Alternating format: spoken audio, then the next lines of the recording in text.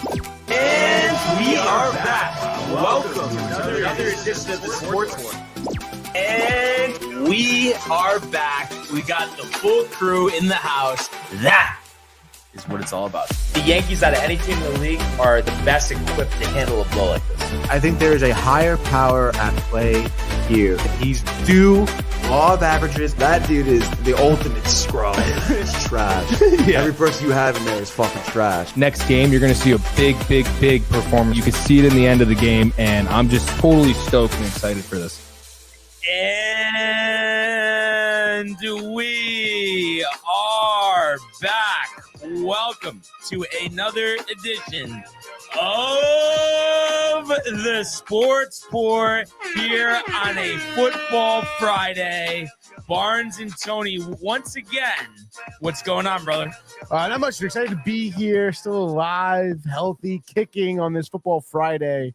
Shout out, obviously, to all the guys, all the members watching last night's Sicilian Challenge.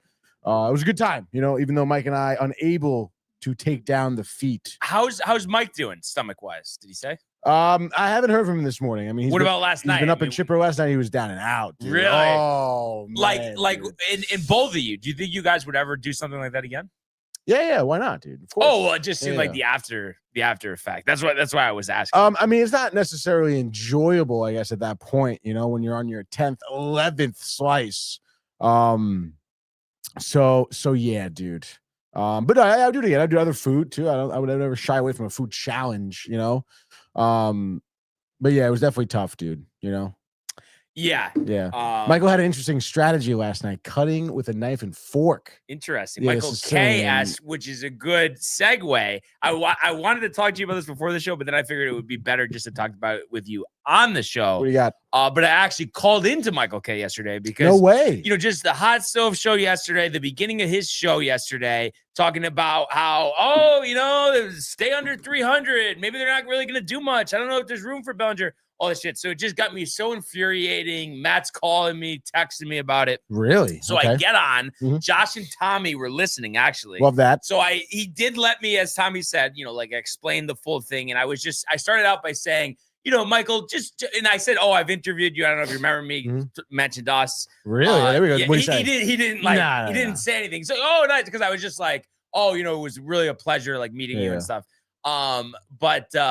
He doesn't give a shit. I was like, judging by what you've said, I feel like you think Hal is a really good owner. And he was like, I think he's an outstanding owner. And I was like, yeah, I actually think he's terrible. And I think it's I think if his father, and I know you could say if this, if that, but if his father was alive, he would be kicked out of the family. The way he's operating, it seems like he's just more concerned about making a profit. It's clear that, a lot needs to be done to get over the hump based on how, I was there at the division series and saw us lose.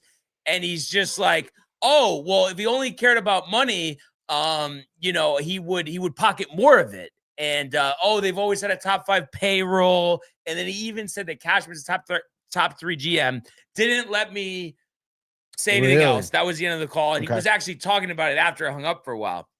But, and then I was talking about JD with this. He did a show last night. And he thinks that which would make sense, that it's he's just saying that because if he said maybe what he was really thinking, that there would be an issue with him in the Yankees. What do you think about that? I mean, I guess. I mean, I don't know, man. I'm gonna take what he said verbatim, to be honest, though. I mean, right? I mean, I'm not gonna. I can't just because you know what I mean. Because I wish I thought of this after, because I was talking to other people about this, JD included, and I forget who else. But I was just like, so how could you say he's a great owner if he has Aaron Judge on his team and he's not putting a lineup around him that could win a World Series? How is he a great owner, and how is Cashman a GM if they haven't won in 16 years? I wish I said that. I forgot. I just, you kind of get nervous when you call, you forget things. Yeah, but right. I mean, how could he seriously answer that question? No, I mean, you're not wrong. I mean, it would be great to see someone, I guess, ask him that question. But again, I mean, I don't know, man. If he is just saying that to maintain his relationship with the Yankees, though, that doesn't he lose kind of a lot of his credibility? Well, I guess what I would say is, give me the example of somebody who is an announcer or media personality for a team who would say bad things about them and is still employed by them. Yeah, no, you're not wrong. Listen, I mean, that's obviously a real fine line in the business for sure that you have to toe. But at the same time, like, I don't know. I've seen, I guess maybe not so much.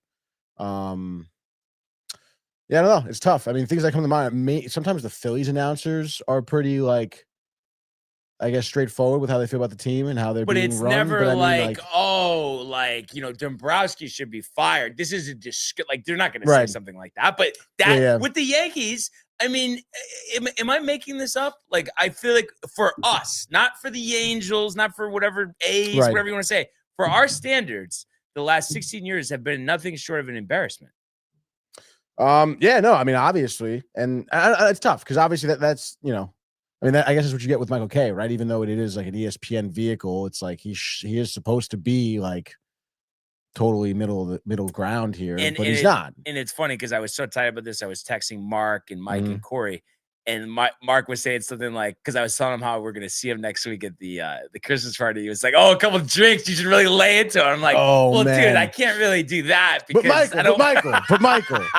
But I was like, I don't think that would go over well. It would probably ruin future interview I would possibilities. Think so. But it would be interesting, like not interviewing him, just talking to him.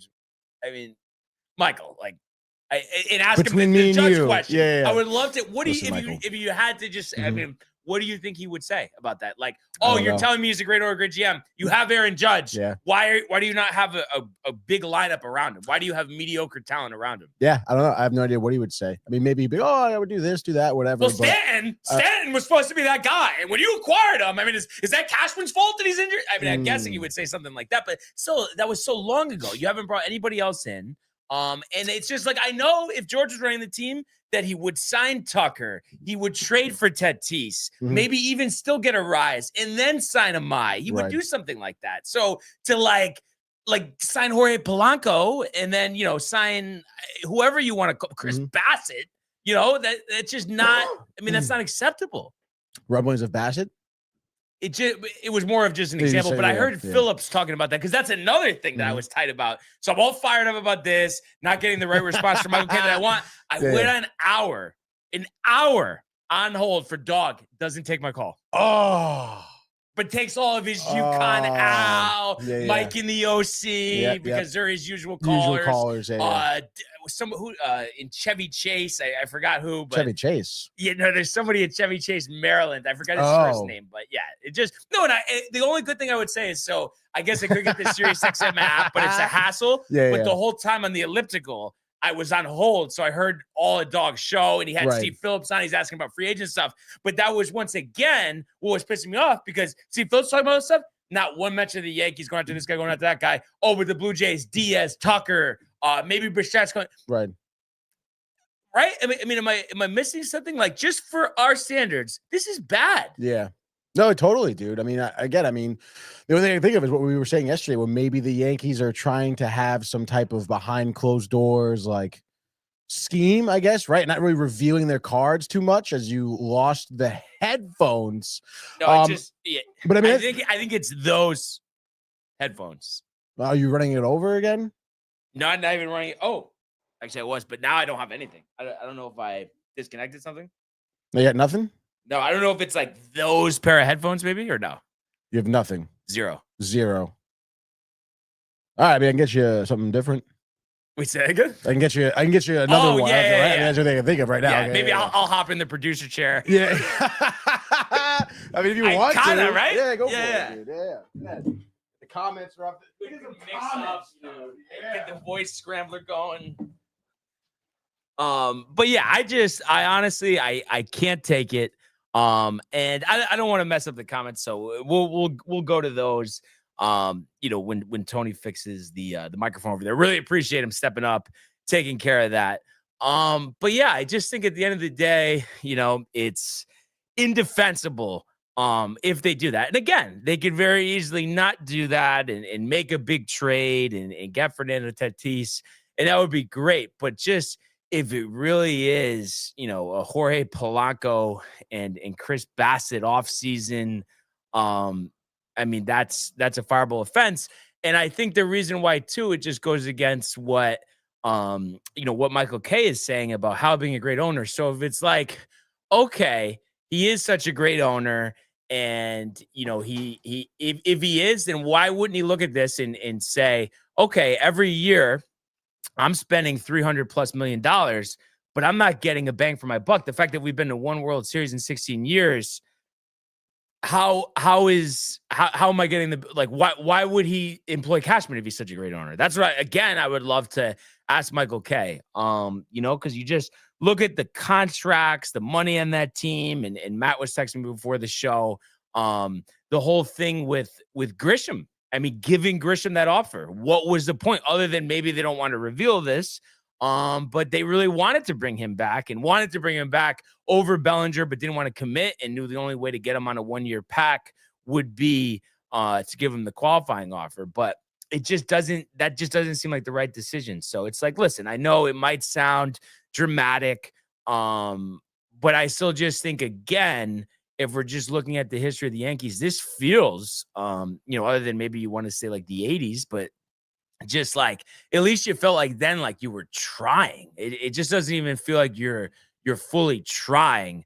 And that's the most disheartening thing about it. And I really do believe that we could actually have a $250 million payroll and already could have won by now if you just give the money to the right person. So, I mean, that's what I'm saying. It is kind of nice being in this chair, I have to say, but you like the chair, dude. That's what it is. Tony's better at it. So we're all good over there? We're all good. We're all good. Oh, dude, the chair. All right. And I think it's time. We got to get to the comments. People are talking. I know Chiefs mentioned some stuff about this, but we'll start at the top. What do we got? We got a ton of comments here. Of course, dude. The boys are fired up on this Friday. That is for sure here. And then we do have Michael Buckner batting leadoff here. It says Rui with the game winner, 123-120 against the Raptors. We thought LeBron was going to pass it, and you said we were going to lose, Brian. My comment's in there. Okay. Brian Martin says, let's go UConn. Can't wait to be at the Garden Tuesday, and that's all Brian has to say about that. That's it. Results speak for themselves. And you know what? I will jump the gun a little bit here because he was talking about Hurley ruining Lucas' career. Michael, you're hyping up JJ Redick. He hasn't even won a playoff series. Like, what are you even talking about? What are his coaching credentials? And you're saying, I'm not a UConn fan. I've been a UConn fan my whole life. And you think just because you could have some weird obsession, you're so heartbroken that Hurley was considering stepping down because he was worried he's going to have a heart attack? What are you talking about, Michael? I mean, live in the moment and have some appreciation for arguably the best coach in college. Like, enough already. Enough. I'm not even going to entertain it anymore. Wow, dude. Kev Dew says, let's go. Kev Dew's riled. Yeah, Friday. Kev Dew going down. I was chirping him in the JD chat yesterday. Really? Him, oh, you better get ready for golf. And he was saying, oh, no, you guys are golfing dinner, you and Tony. Wow, no chance, okay? They're all excited. They got first pick today. Not happening. They're going 0-3. Doesn't matter. Yeah, What's up? Doesn't matter. What's up? You can have dude, forget it. Dude. Yeah, forget it. Have the whole board. Go ahead. The whole board come dude. to us. Josh B says, yo, what up, fam? Josh B. What up, dude? And then we have Chief in the house with the A. And then he says 9. And then Danny V in the house. What's up, Bernie? Says Kev. Yo, what up, Bernie? Good to have you here, brother. What's up, fam? I Happy wonder to if hear he's from going you. on Friday. I feel like he usually does go. I feel like he would make an appearance, Yeah, right? hopefully. It's been a while since we've seen him. Yeah, definitely. And he always makes like, oh yeah, I'll be there type of, like not really like a big like, hyping it up. Like a It's Kev just Dew. like a Kev Dew is what I was gonna say. Yeah. You mean the nah. And then Chief says double kick rocks to Kev. Yeah, Kev triple Dew, kick. rocks, How about that? Triple kick. quadruple. And then let's see here. Chief was upset. 10 o'clock. We weren't running late. What is this Mickey Mouse shit? Is this? He asks. Whatever. Brian Luzardo, dude. Luzardo, the some plywood, business, the plywood, the drip edge.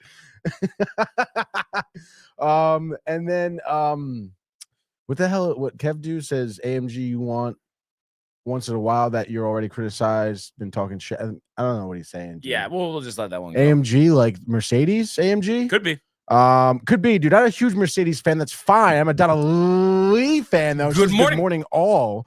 And then here's Tuesday. I called in Michael K years ago. Made Don go on a 5-minute rant. It was about the Yankees signing Cole. Turns out I was right. He was wrong. And I had to jump in here for a second. I was the same way, and I was standing in the batter's eye in what 2019 for the series against the Astros. Cole on the mound for the Astros, and I said to Mark, I said, if we lose this series, we're gonna sign Cole. And that was before. Listen, even then we were a little tempered back, but that was before we were so nervous to spend $2 million.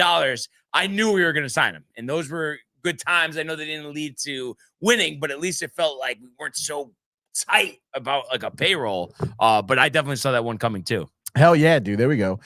Savage also back in the saddle here. 4 teams in the Metropolitan are tied for third. This division's Wild Islanders trucking and dog walking the Avs. Was crazy. Yeah, ending, I think they had like a 10-game point streak or something, the Avs. Only their second regulation loss of the season. Yeah, no, it was a very impressive win by them for sure. Let's go Islanders, he says, and beat the Lightning. There we go. I can say down with the Lightning. And then he says, what's up, everyone? Hope everyone is doing well. Thank you, too, Savage. man. We are likewise. And then Chief says, at this point, I'm leaning towards Tatis over everyone. And I was talking to JD about this yesterday too. It's just like, I just feel so delirious from not winning. I don't care about risks and all this stuff. Just do it. Just do it. Take a chance. I don't care if it fails. Just go big and take big risks. I don't care. Where would Tatis play? Like defensively? Is he playing in left? Like, probably. Unless somehow you got it. Chief had even mentioned about putting him at shortstop. He made a lot of errors when he was there, so you could try him at. I mean, he's a great outfielder. Like, but probably left. Basically, probably left. Yeah. And then Savage says my Mets are screwed this season. Shaking my head. This is when Tony sweeps in with the hat on. I mean, yeah, of course, I'm wearing the hat today. I mean, I don't know, man. I mean, it's still early. A lot of moves to be made. There's a lot of discussion that's been had as well. I don't know. I mean, we'll see how the offseason goes. All right. I'm not throwing the towel quite yet. But yeah, I mean, I'm also in a similar situation. Maybe it's because I have just Brian chirping my ear every time. Stearns, Cashman, dude. The bargain bin hunting. But I would you admit, listen. Oh, no, sorry, you can go first. I was just saying, I mean, yes, you've been seeing that. It seems like Stearns wants to do that with pitching specifically. He's trying to get bargain bin pitchers and kind of coach them into a good season sort of deal. And again, I mean, that really hasn't happened. Hasn't brought success. I mean, needless to say. But I don't know, man. I mean, I really do stand by like that. The fact that Stearns and Cohen are kind of getting their asses kicked here and that they want to win. Like they have a need, a drive to win and at any cost, So I don't know. I feel like that these couple seasons, again, for Cohen, for Stearns even too. I mean, this is like, this is uncharted territory for them. So there's going to be a learning curve. There's going to be some time that, maybe they got to eat shit, first guys to the wall, always the bloodiest. Hopefully they learn from those mistakes. They have a good offseason. I mean, they have the ability to set the Mets up right for this upcoming season. I mean, the pieces are there. All right. If you re-sign Alonso, obviously, then you have Lindor, you have Soto, maybe Devin Williams does have a good year. You re-sign Diaz, you have a closer. Maybe you bring in Bellinger, you bolster your outfield. Like the opportunity is there. It's whether or not, the Mets are going to do it. And all I was going to say, and all that is true. I mean, you're obviously fortunate you don't have to worry about your owner being cheap, right, and lying to the fans. But just in terms of like when they first brought on Stearns, because I remember from the press conference I mentioned this, and I know at the time I'm assuming you thought, okay, here he is, the Met stuff, he's just saying it. But now as time has transpired, you kind of just see what I'm saying, like just with like the whole Cashman, comparison that just like smartest guy in the world, doesn't need to listen to anybody, value chart. I mean, some of that stuff has become apparent. Yeah, no, I think so too. And again, I mean, it's interesting because obviously, like you need. I mean, you rely on Stearns a lot. I feel. I think Cohen relies on Stearns a lot. He trusts his opinion and in the direction he wants to take the team and the roster. So I mean, that's obviously a big problem if Stearns does feel that way, the bargain bin. But again, I think at this point, like from what I've seen from Cohen's tweets, from some pressers, it seems like Cohen is he's kind of nudging Stearns a little bit. So again, we'll see what happens.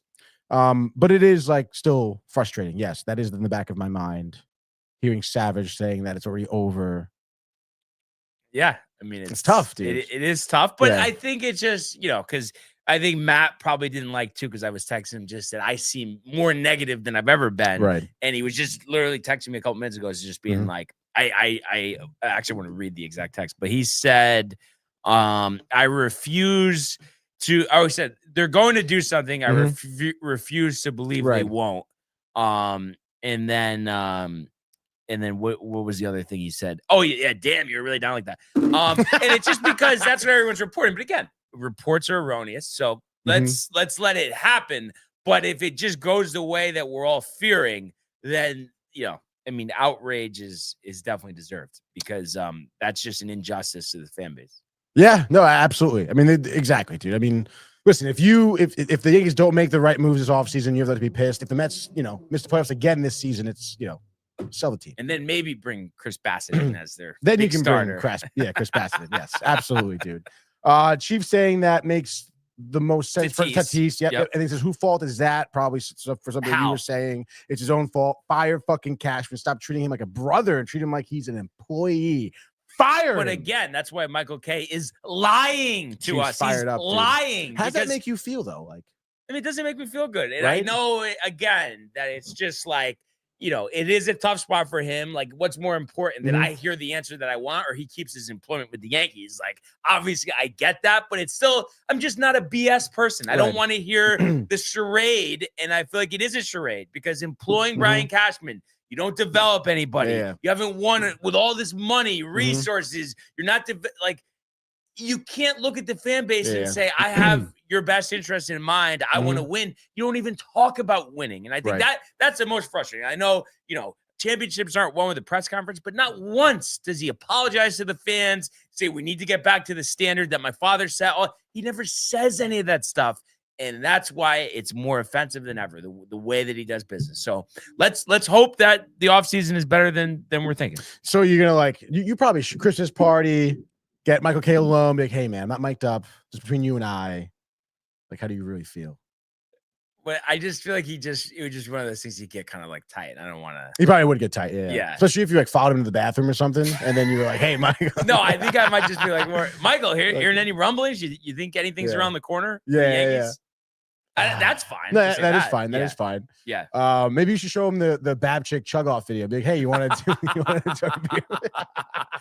I'm looking for my family. Oh man. All right. Chief Fire, and we got that. Donnelly saying it was 19 this morning when I got up. Donna, how about this? It was 13 in my car. It was 13 in my car as well. Kev Dew says you can all suck it, especially Chief. Part-time listener, he says, wow. He says, let's do the picks. He says, I got a little time. LMAO. We'll get to it after these comments. Donnelly says, hi, Kevy. And then Michael Buck is selling all his UConn shit. Get a good profit out of it. Good for you, dude. Michael Theophilus says, Conan Kev at the casino. Owning the Mets was just a step to get that done. Here comes another 25 years plus of misery. Do you think Michael heard me say that? Yeah, definitely. This is Kev Dew Theophil is what this is, dude. Okay. And then Chief says, I listen as much as I can. The boys know I'm here in spirit all times. Chief, absolutely, dude. And it's been noticed that you've been tuning in more so. I feel like in the past week or so than usual.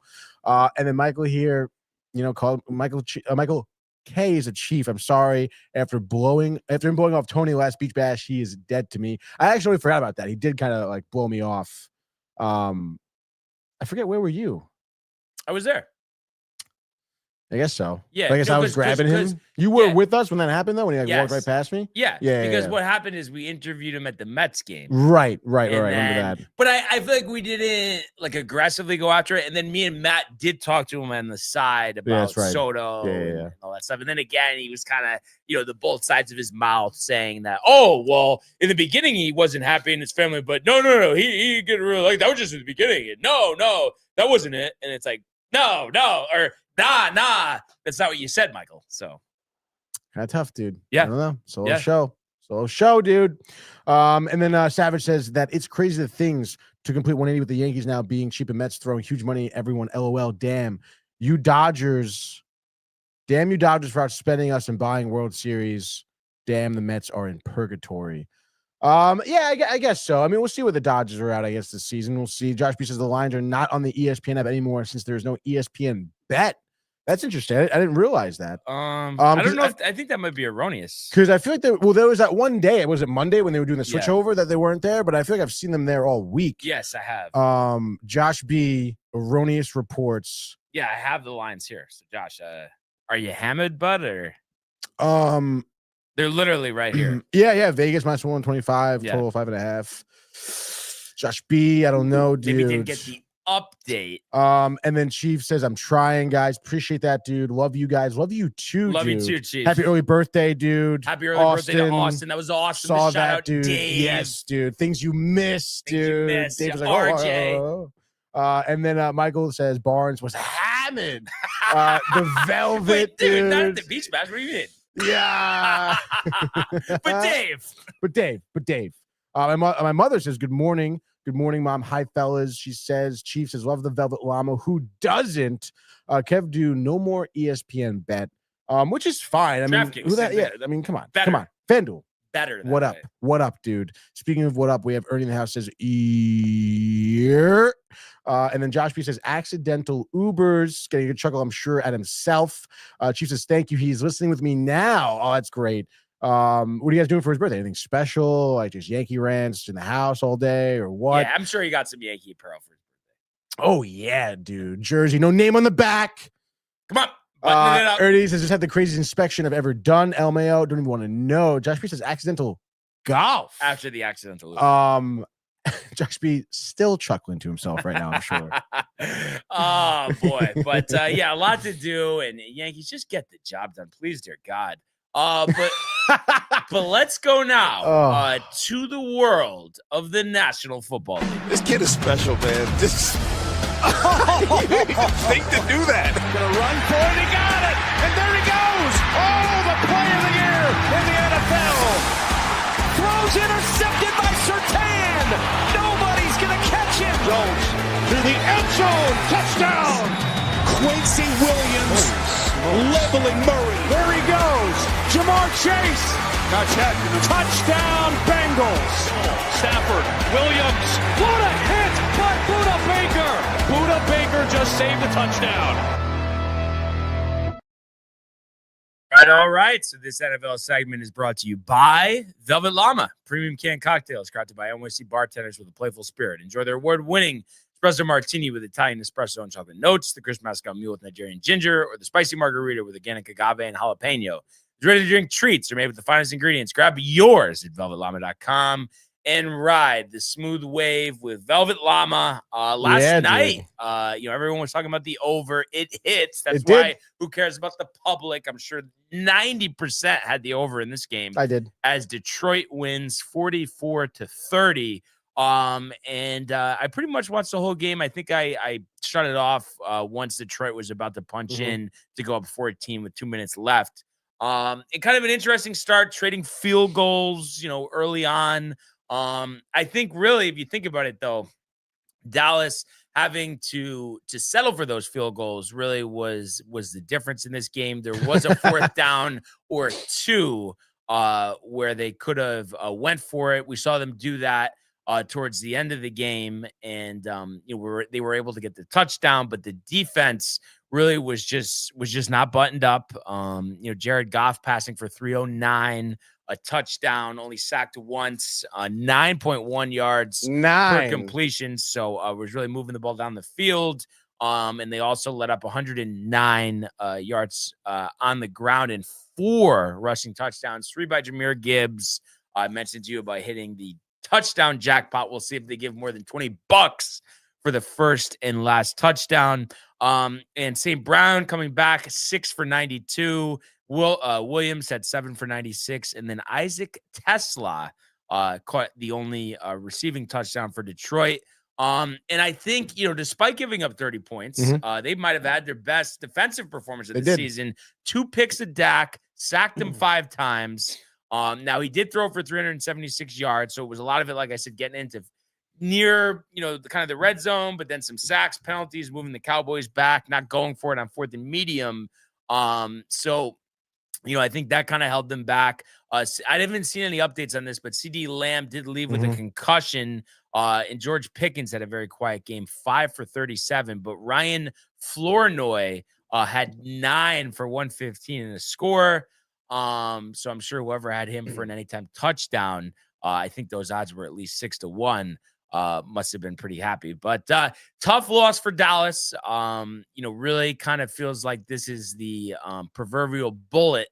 Now, of course, yes, they can run the table, but by doing that, you're basically saying that 10 wins is enough to get a wild card. And just looking at that NFC playoff picture, it really doesn't feel like that. And now Detroit with 8 wins.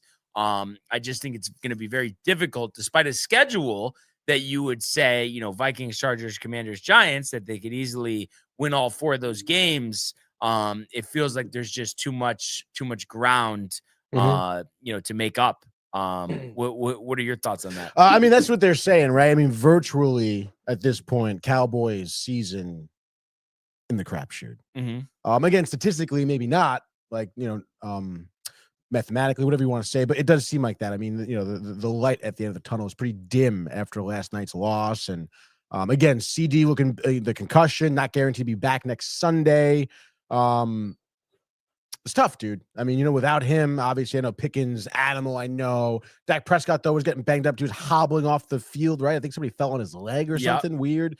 So I don't know. It doesn't look great, and not to mention, I mean, your defense, which was starting to look good, just did not last night, and again, I mean, you're the Cowboys, a team like the Lions of that echelon is going to be a team you're going to be facing later in the season, early in the playoffs. So unfortunately, like Chief said, that they suck again. There it is. We suck again. I mean, that's kind of what it is, I guess, right? Yeah, I mean, looking at this, basically they would need San Francisco to only win 1 more game, and they would have to win out.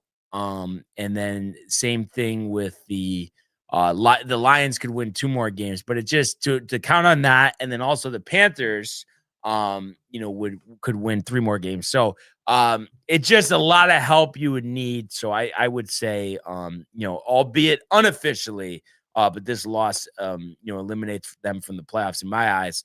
And then Branch, they just announced torn ACL, the safety for Detroit. You just have to wonder, though, defensively, I mean, do they have enough? And really, I think it comes down to, I guess, overtaking the Niners, because you would think Green Bay and Seattle are in there solid, whether they win their divisions or are the wild card. So, betting on a Kyle Shanahan collapse, I don't know. I wouldn't bet on that. No. It's interesting, though. I mean, I don't know. What do you think it is in Detroit? I mean, do you think Campbell just like practices them too hard? No, because they do have a lot of injuries, right? The past couple of years. It's a league problem, though. Really, no, it's a league problem. I think it's playing surfaces, and I know they just made the announcement. I think it was for the 27 or 28 season. All of the stadiums have to have certain field regulations or whatever. Right. Maybe that'll help, but I personally think that's what it is. But yeah, I mean, in general too. It might not even be his practice, because there's a limit of what you can even do anyway on the practice field. It might be just the overtraining thing. Maybe we always talk about, I feel like Dan Campbell's type of coach who doesn't really have the word limit in his vocabulary. Right, but I mean, stuff would come up. Like, you can't do certain things. Illegal. Yeah. The Players Association would get involved. The unions, suits, lawsuits, whatever. I mean, listen. I mean, people have talked about the field, the turf monster, stuff like that. So, I guess that's right. Whatever, but it does kind of suck to see Detroit struggling with injuries like this again. I mean, that was kind of their Achilles heel, no pun intended, I guess. Last year was that they had 16 guys, starters that were injured. Yeah. And again, I mean, it's like you ask the question: is it is there enough to go around in Detroit? I mean, last year, albeit a huge amount of injuries, there was not enough. So you would imagine there's going to be a similar outcome for their season this year, which is unfortunate. Because, I mean, I don't know. I mean, Goff was working real hard. I mean, obviously, you see how much all these players work for Detroit and just the story of the franchise. I mean, it would be nice to see them succeed, go to a Super Bowl, win the Super Bowl, go deep in the playoffs, something like that. So, but yeah, I don't know how you feel, but it does, for me, seems like that's not going to happen. No. Nope. Kind of unfortunate. And they're in Los Angeles to play the Rams next week. Yeah. And then you would play Steelers, Vikings, and the Bears last week. So yeah, I don't think it's happening. I think the top 7 are going to stay in place in the NFC. we'll see. But I guess, yeah. Yeah. I think Raymond was talking about this on the show today, which I found pretty interesting. But he was saying how like sometimes the Cowboys, knowing how good Aubrey is, will like not be as aggressive, Right. like in the red zone also, from the though, 50 in. what Dave was saying, I have to say, didn't make sense. What Like was Dave that saying? makes sense. Yeah, But he yeah. was just saying, like, he was asking Ray's, like, does it bother you? I mean, it's not supposed to be like, you're at the 50-yard line and you're in field goal range. And was like, well, yeah, it helps us. So why, like, Right. that's basically what he was saying to start. I think he might have said something else after. But the point being is, like, how would that ever be a bad thing? Well, I mean, that's, it's a true weapon, especially really what really comes down to it. The most important part of that is, sure, at any time it's valuable, but specifically end of half, end of game, that you could try one from 70 and it might go. That's, I mean, it's invaluable. Like you can't even put a value on that. Right. But that's Dave just not hating the Cowboys. It's, It's stupid. Yeah. Really. Did you hear how he started this segment? He was like, everyone was so happy about seeing the Cowboys lose last night. And Raymond was just like, that's almost like a Michael K, like Cashman top 3 GM, honestly. Like embarrassing statement. No, it is. So that's when you're a fan, that's what happens. You say crazy stuff, dude. It's like you with the Mets, No. Yeah, you have to admit, I've changed my ways with that. I really have. I don't know. I feel like you kept to get you riled up. I think Johnny's in the house. No, both of them. It's a waste of time. I like I said, I'll talk about specific things. I have no problem discussing like Mets free agency, how the teams will look. No problem. I think I was a little out of my mind. Not quite like Michael Bucca. He's completely crazy. Josh B just clipped that up for future reference. He's like, I'm going to refer to this now.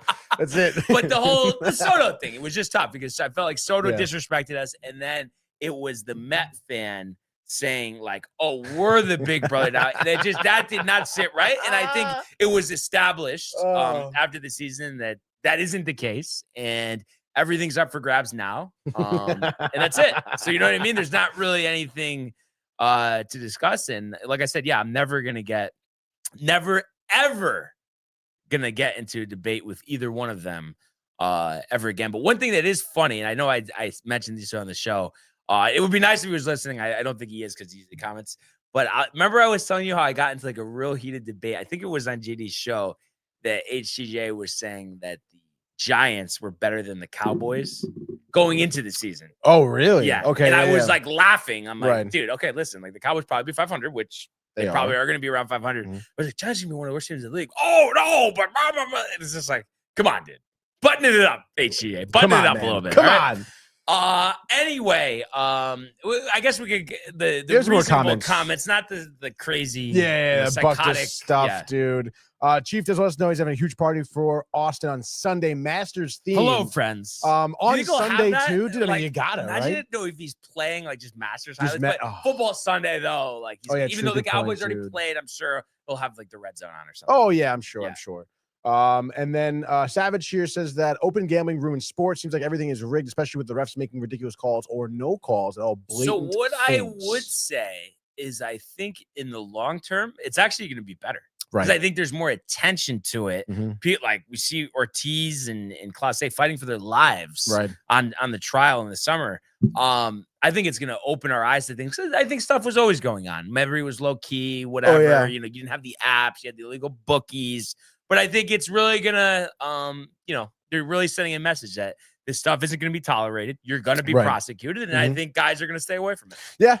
That being said, though, I still think it's going to be like, there's going to be people who would be caught cheating, I think. But I'm saying, but the more people that get caught, the less it's going to happen. Yes. Definitely. No, I agree. Like, I agree. You know what I mean? Like, still Clase and Ortiz, like, it's just one of those things, like, when you're at the position where they are now, how do they not just think back in my head? Boy, I had it fucking made. Yeah, now I'm dealing with all this shit. I might have to go to prison. Dude, that's like kind of crazy to think about that. And I was living my best life as a professional athlete. Clase was about to hit free agency, get 70, 80, 90, maybe $100 million contract. Instead, you're in your pinna and you got to watch your back. I mean, that's tough, dude. Yeah, dude. I would imagine that, they're probably going to be at some nice prison, I'm sure. Country club, whatever. But work still, release. though, dude. Yeah. And then let's see what else we got. My mother wants to know how your Thanksgiving was, Brian. Excellent. Mary. I know Anthony told me you guys had an outstanding Thanksgiving, other than the Del Frisco's. Double Eagle. But that's why you can't trust anybody else than Mary in the kitchen. That's the problem. And then Savage here is saying that he's glad Dallas lost. Quinnen Williams, aka Baby Shuey, was talking lots of shit about the Jets and praising the Cowgirls. He says, "Thanks for the draft picks and future first. Dallas, y'all are doomed." Wow, dude.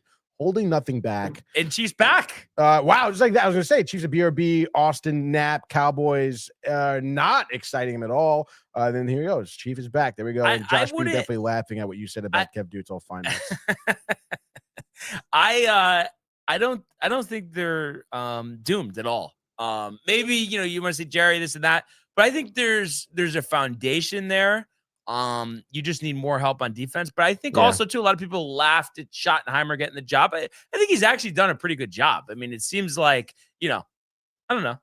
It seems like he has things in order. You need a better defense. You're gonna fire Eberflus after this season, most likely. Just bring in a good defensive coordinator. A good DC, maybe bolster some offensive linemen, during the draft. But I mean, at the end of the day, it's like having CeeDee Lamb and Pickens. Yeah, you're gonna franchise Pickens if you can't sign awesome, him. Dude. Yeah. Dak is still looking great. Now, Javonte Williams, you can bring back as well. He's been nice. And also, I feel like, not for nothing, with all these superstars, especially when you look at Pickens, look at CeeDee Lamb, like not having any problems in the locker room or any problems with like targets or anything like that. It doesn't seem like. And I guess there was some emotion last night. Pickens on the sideline. Patty was mentioning in the group chat, but I was saying Patty, like regardless, is one of the best receivers in the league this year. Yeah. And I think that was a horrendous trade for Pittsburgh to give him up for a 3rd and a 5th rounder. So horrendous. I don't think there's anything for the Cowboys to complain about. You're going to have a bad game. That's fine. Even if he was a little more, whatever. I mean, it said any receiver, you want to get the ball. He only had 4 catches last night for 37 yards. Right. That's it. And of course, I kind of enjoyed seeing that type of tenacity out of him, to be honest. Because the Cowboys are not doing well. Well, you don't like the Hal Steinbrenner drive to win? Yeah. It's what the hell, dude? No, but dude, we have to be fiscally responsible to our managing partners. Okay, shut the fuck up, dude. Anyway, dude. So that was it for Thursday. Big slate Sunday. What do we have for Kev Do? Is he back in the boiler room? Discord, Josh P. Let's check out the Discord. Ernie on an inspection. Chief popping in. He did text us. Oh, Josh P says on the cord when you're ready. That was nice. 60 seconds ago. 60 seconds. And while you're pulling that up, Savage says, when Mike Tomlin gets fired, do you think he'll be head coach of a team or become a defense coordinator for a team? No way he would ever be a coordinator ever. He's definitely only going to be a head coach, and he's not going to be fired. And I know what's the difference, but I think if they do move on, it'll be a mutual parting of the ways. And it feels like the Giants would be the team, just because they have that quarterback. They have some defensive guys they can work with, and I think he could motivate Abdul Carter. So I think that's a name to watch. If you're a Giants fan, would you rather have Tomlin or McCarthy as your head coach? That's interesting. I guess it would be if you had a really good offensive coordinator, Tomlin, but I almost think if the offensive coordinator came into question at all, even though Tomlin, I guess, is a better coach than McCarthy, results are kind of similar. I think McCarthy, just for working hands-on with Jackson Dart, I think he will be, very good for him. Apparently, he likes him a lot. The interview with McAfee, pumping him up. It's kind of a de facto interview for the job. Yes. And then he says they'd be stupid not to trade Tomlin for a 3rd. That's what Chief says. What do we got? Are the boys here? Yeah, boys are here. Yeah. Yo, you. Who do we got? Here. This is Josh B and Kev Do on the line. Okay. They're in the same room right now, dude, together. No, they're not. Actually, we did see each other this morning. Really? When you guys woke up? Did you go to the driving range? When you opened your morning? eyes, you guys saw each other? Josh was Nah. it's 12 degrees. It's not too cold. Mall. We can go to the range. You go to the Monmouth Mall? Yeah. Christmas shopping? Yeah, No, I was working on the boiler at Macy's. All right, that's cool. Food court, lunchtime, which is right by the job. But the mall's closed down. Just the Macy's is open. Oh, yeah. They're Josh, building a bunch of shit. Josh, no range this morning? Not this morning. If anything, I'll go when I get out. Yeah. No, you didn't end up going yesterday? I did. Oh, you did go. That's crazy. You went in this cold? Yo. Yeah, I did. Unbelievable. I can understand if you went to a heated spot, but damn. It was sunny out, so But that was my damn. heat lamp right there. How was the Your sesh? Barnes, you want to play virtual tomorrow, It's good. Barnes? I'm trying to. What are you guys playing? No, I'm asking you if you want. If anything, we'll make a plan. You come down tomorrow anytime after 12. I'm good. Okay, dude. I honestly probably could. So I could definitely let you know later, but I probably could do that. Yeah, just text me. How about you, Josh? You think you'd be able to come up? Oh, I don't know. I'd have to talk to the wife.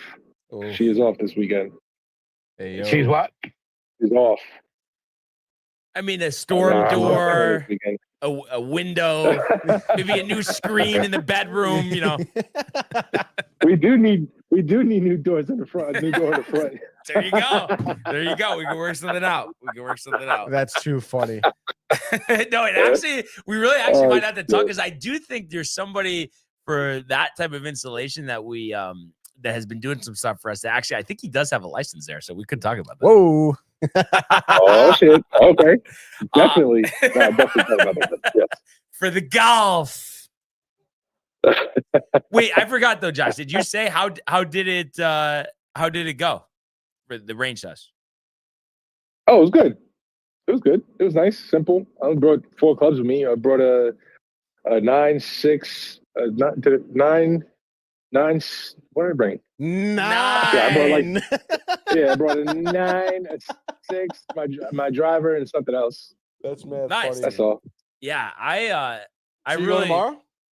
Oh, I mean, dude, as long as I can, yeah. Honestly, would I love might to. be. I'm going home tomorrow. So Wow. if that's like kind of, Oh. if I can hit that on the way home. And then watch. See, Josh doesn't really like me and Kev that much, Yeah. but Tony's gonna Oh, go. my God, dude. Oh He's yeah, like, I'll talk to her. whoa, I'll dude, straighten it out. I'll Yo, straighten Tony, it out. you It could is. definitely hit it on your way home. Yeah, yeah. I don't know if he It was. wants to hit it on his way home, to be honest. Oh, we're at DTV now. I can take it. Oh, Jesus. God, All right. I I think can't. that's a good segue to move Brian. on here. The picks, the lead's been crumbling. I mean, what's the defense this week, fellas? What do you mean crumbling? We lost Yeah. 2 games Overboard with the crumble. 3 weeks, bro. Oh. Like, come on. But You're you have to still- admit, you're- we have What are you, like 5 games behind us still? but you have, I mean, you have slipped up the last couple of weeks. We have gained ground, regardless of how much ground we've gained. We Yeah. have gained ground. Can you That's give it. us that, Kev? Can you give us that? Can you say we've done a good But I job? Do don't you know have it in your soul to admit that, Kev? Approach the One bench. game Been all right. crawling. All right. I mean, that's a One game in a week is start, I crawling. guess, right? It's not crumbling. I've done kind I of mean, that's crumbling. like lead.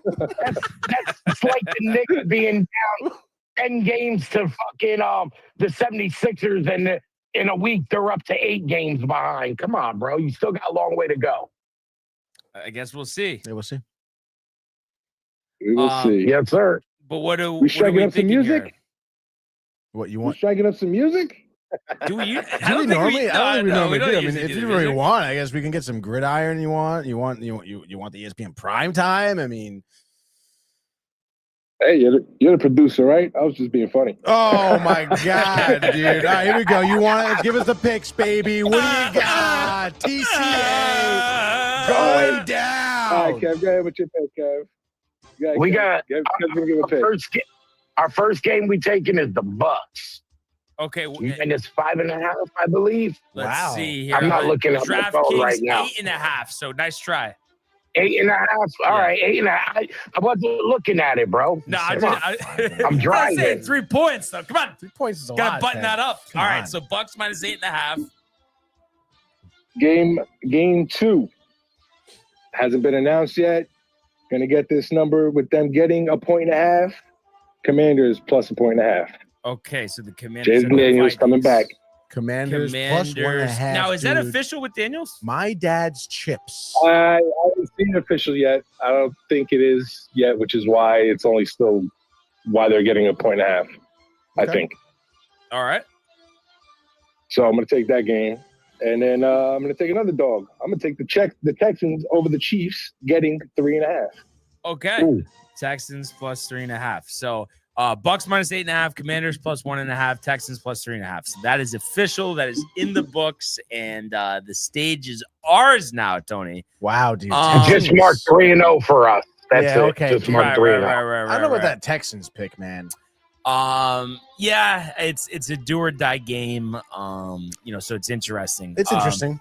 So a lot of these games are. yeah, this is tough. A lot of division games too. This A lot of division is games. really tough. Do you know that the Colts have not won in Jacksonville in 11 years? I heard that on DNR this morning. What Is this the time? What does that make you? Does that make you think they will win? I don't know. I don't know either. That's I would kinda tough. rather Law stay of away. averages, But you know what I would say? two. I kind of like the Steelers +5.5 just because of that rivalry. It doesn't matter who the quarterbacks are. We've seen backup quarterbacks win that game. If you look at the point differential, since both of those coaches have been in place, very, very close every time. All right, we can put a half circle around that. Why, you want to just go for it? Yeah, let's do that. Let's do my that. It's going to be a field goal game. Steelers could win. They haven't won in a while. Okay. So you want Steelers +5.5, the dog. How do you feel about the Bears +6.5 in Green Bay? The Bears +6.5 in Green Bay is interesting. I think that's gonna be a close game. Hey, Josh, what did I tell you about that game when I saw you this morning? What I tell you about that game when I opened my eyes and I saw you in bed this morning? Or what do you think about the Broncos getting their vengeance on the Raiders after that 3-point win on Thursday night? Do you think that they could cover a 7.5 against the Raiders? Where are they playing? In Las Vegas, but I feel like that's almost better climate control. Cover 7.5 is a large spread to But cover. it is the Raiders. But I do like the Broncos a lot. I think we got it. Yeah, Bo Nix It is is the a man. divisional game. So, Right. Okay. All right, so we'll do Broncos -7.5, and then you mentioned the Bears. I'm just trying to see what else the alternative would be. What did Kev Do say about that game this morning? I mean, the only alternative I can think of, and I'm always ragging on this team. They might not even make the playoffs, but it's like, do the Eagles bounce back in Los Angeles? Raiders are 0-4 in the division, by the way. Yeah. It would be their third straight loss. The Chargers have won 4 out of 5. They lost 35-6 to Jacksonville before the last week when they beat the Raiders by 17. And you look at their wins recently: Raiders, Pittsburgh, Tennessee, Minnesota.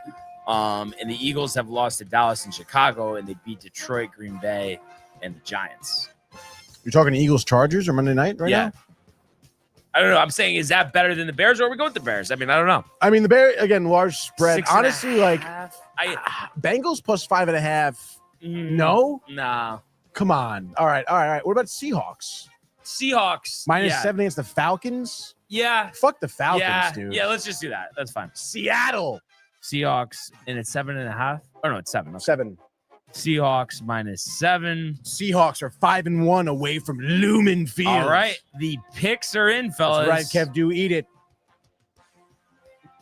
Okay, you guys are going to go 0-3. We're going to go 3-0. And then next week, you're going to be like, the lead's right back up to where it should be. Nah, I say we go 2-1. I say we go 2-1 and they go 1-2. Yeah, what the fuck, man? Yeah, Yo, what the hell is wrong with you? Honestly. Go 2-1. We're going to go 3-0. No, we're going to go. Which shit into We're going to go 3-0, existence, bro. and they're going to go 0-3. Oh, man. Yo, that's such a Debbie Downer. Oh, we're going to go 2-1. Not even 3-0. Yeah, Come Josh, on, bro. get it together, Josh. Boy. Oh, That's a Debbie Downer right there, bro. Oh boy, Downer. fellas. Oh boy. So yeah, I'm looking forward to this. We'll see what happens. But yeah. I would say Discord on Sunday, but I will not be around on Sunday. Where are you going? What you got going on? Going to Chief's son's birthday. Oh, nice, awesome, Yeah. man. That Bragging sounds about a it, little more obviously. comfier confines than me at the Jets game when it's 30 degrees and they win 9-6 against the Dolphins. You think they win 9-6, dude? We're gonna do the frenzy in a second, but that's gonna be tough. Like, would you guys even go if you had free tickets or no? The I where? only go if they were sweet Jets tickets. game? Yeah, Jets Dolphins. If it was free, would you go? No, Why not? the Yes, reason I I'm would go. asking Stay is in the because, suit. like, I honestly would have not gone, but my buddy I haven't seen in a while, so I just figured, we'll have a good time, whatever. But Where you sitting? pretty close actually. Oh, good. Like first level. Like, Yeah, if you were high up in the winds, it would. no. This is close to the field. $60 tickets. I mean, You're gonna make sure you dress warm, bro. Cause Yeah. it's gonna Layers, the freeze in gloves. there. maybe 9 Scarf. layers, honestly. Yeah, you should get like a full. Make sure he'll have the liquid coat on. He'll be fine. Were you He'll have talking the- about the he'll have the- Yeah, accidental? you know, he might be. He'll drink enough. He'll be warm Yeah, enough he'll be there. fine. We're gonna bring the football, throw it around on the field. Yeah, these seats are. I'm gonna actually send you guys real quick. This is where we're saying this view. Actually, Josh, I feel like it's pretty close to where we sat for that Jets game. You know, when we had the tailgate a few years ago. Right. You In know, that corner. yeah, no, literally. I just put it in the chat. The view. Oh yeah, that's pretty much exactly what it is. Oh, nice. Yeah, it's like, well, When I went to the Giant game, and the Niner game, we sat same seats, but on the other side. Oh, nice. Yeah, so at least it'll be a good view, but hopefully I don't, freeze my ass off, but we'll see. And I wanted to just ask you real quick, Josh, before I go, because you kind of texted me back, didn't say too much about it. What was your thoughts on Michael's response yesterday on the call-in? I mean, he was just being honest. That's all. But is he being honest, though? Why not? Why would he have any reason to not be honest? Because if I he's guess what I would if say that's what is, he's saying. how could he? But He's how saying could that the team is spending the money. but how could he say that Hal's a great owner and Cashman's a great GM if they have nothing around Judge in the lineup? I don't know. Well, but right. 'Cause So I he's- mean, how do we not question his honesty?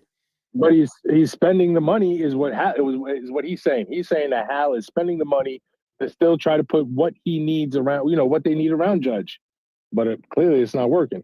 Right. And Remember, Michael Kay pause. don't work for the Yankees. He works for the Yes Network. but they have a Right. controlling interest, and they could say, "We don't want you calling our games. You're talking shit." I don't know. He's such a Yankee boy. He wouldn't do that to them.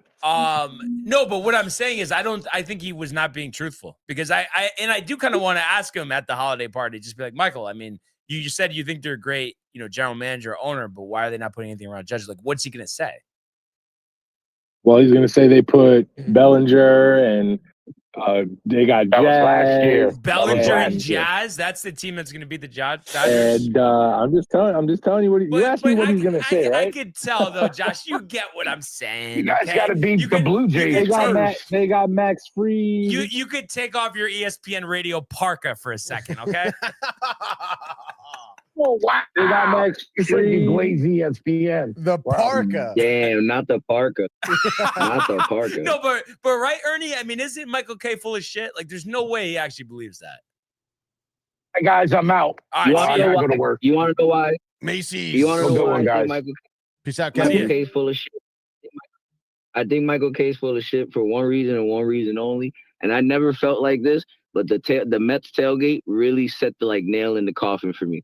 When I asked him about Anthony Volpe, and he told me, you just got to give him a chance. Everything will straighten out. He's gonna end it'll up all being be the new shortstop for okay. you. It'll all be okay. And then what happens now?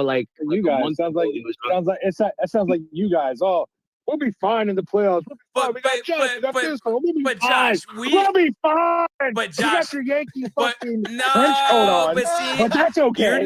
you're not innocent here though, What? Josh, because you told us that Judge was not going to hit in the playoffs. He did, and Guilty. also we always said Volpe sucked. Guilty. So the only person who's guilty is Michael Kay, not us. Approach the bench. We So never I've known said you- Volpe was I've good.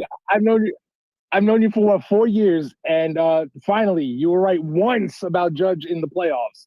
Come on, give me a But break. did I was bound to be but wrong. did I ever say Volpe was good? I never said that ever. I would I never never say said that you said that though. I But- never said but, you said but, that. but that's the But point. that's though. what we're saying. Michael Kay said that he'll be fine when everybody knows he so, wasn't. I And mean- then just for a moment ago for him to say, hey, you know, maybe we could go ahead and package Volpe into a deal. And I'm listening to him like, you asshole.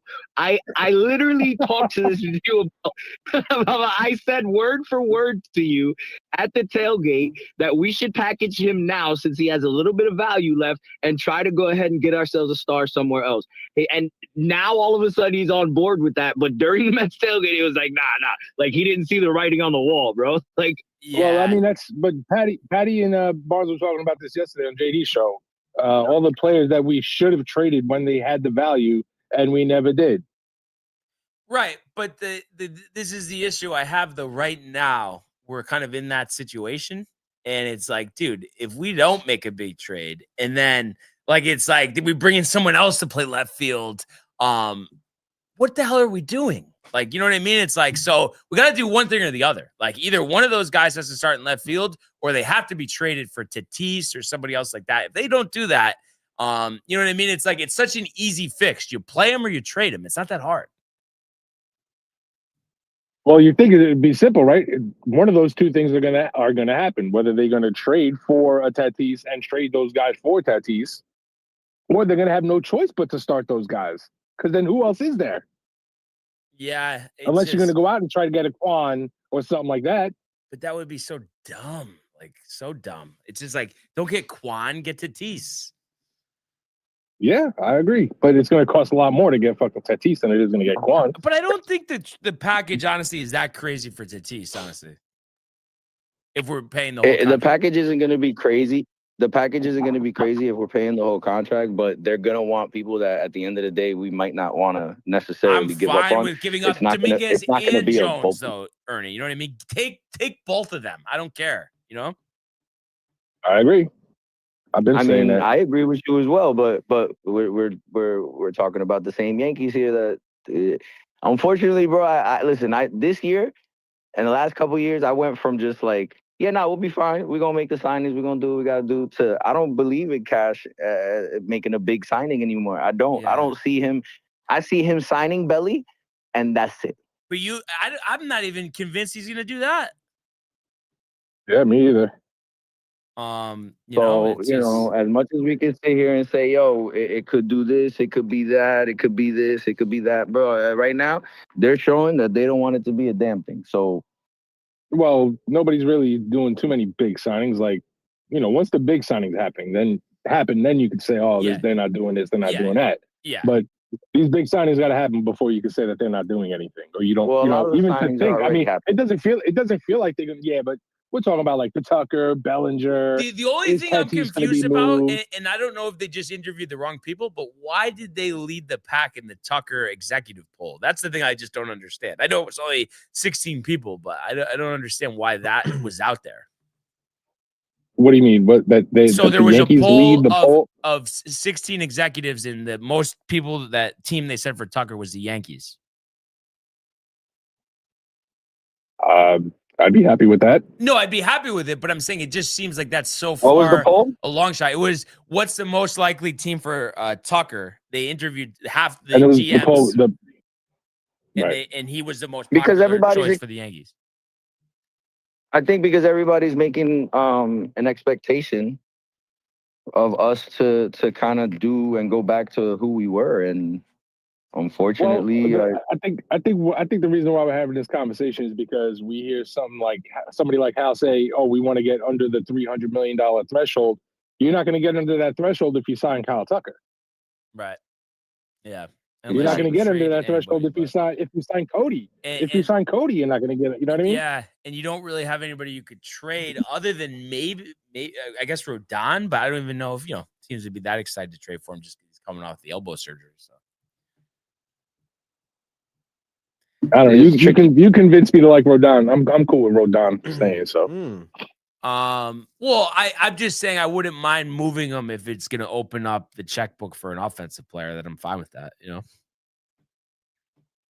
Yeah, I mean, at the same time, I mean, we're going to be dealing with a lot of starting pitching injuries, which sucks because you need somebody to fill the void for those times. Well, but when these guys come back, what are you going to do with the guys that you're filling the void with? They're going to be bullpen, and some of them might be dealt at the deadline. But at least you have a rotation to start the year, despite all those injuries, because you'll have Freed and Cam and Will Warren, Heel, and then Yarborough, I guess, is the fifth starter for now, and then you'll welcome back Cole, Rodon, and later in the year, Schmidt. I mean, I think it's a good problem to have.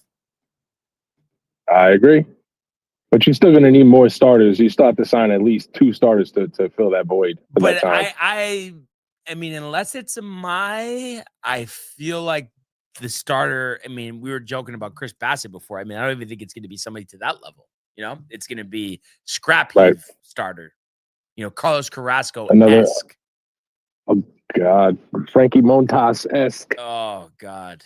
But yeah, I mean, like so we said, that's my point. So that's my point, Barnes, because now we're going to need guys like that are going to fill the rotation till we get Cole and Schmidt. No, but I just laid out our rotation, though. That's a fine 5. No? How long until somebody else gets hurt? Somebody's always going to get hurt. But then you bring up a Winans or Lagrange, because we going into the season last year, we didn't even know who Cam Schlittler was, and now he's kind of our future ace. We're hoping, right? So we'll see. Hopefully, there's some good news coming up, but we'll have to see, fellas. Right? Yeah, everything will I think it'll start really kicking off after the winter meetings. Yeah, I think so too. So usually does. We'll see what happens, but yeah, thanks for joining us as always, fellas. We really appreciate it. Yes, sir. See you for the grids. Yes, thanks, right. guys. Later. All right, Tony, let's strike up the music. A week 14 NFL frenzy. That is right, dude. By the way, your fucking seats look sick at the Jets game. Oh, yeah. Dude. Like, I was just looking at the photo. Richard. Yeah, dude. Goldstein. That's Goldstein. Yeah, that's awesome. We have a lot of fun, dude. Right at the end zone. Tossing the ball in the parking lot. Are you kidding me, Platinum dude? parking. Mason Taylor, corner of the end zone. I honestly, we'll talk about it. All right, yeah. All right, sorry, here we go, dude. Getting started off here early, often 1 o'clock. FOX, dude. The DTV pick. We're starting off in Atlanta, Georgia. Falcons taking on the Seahawks. You heard it already. DTV took the Seahawks -7 here.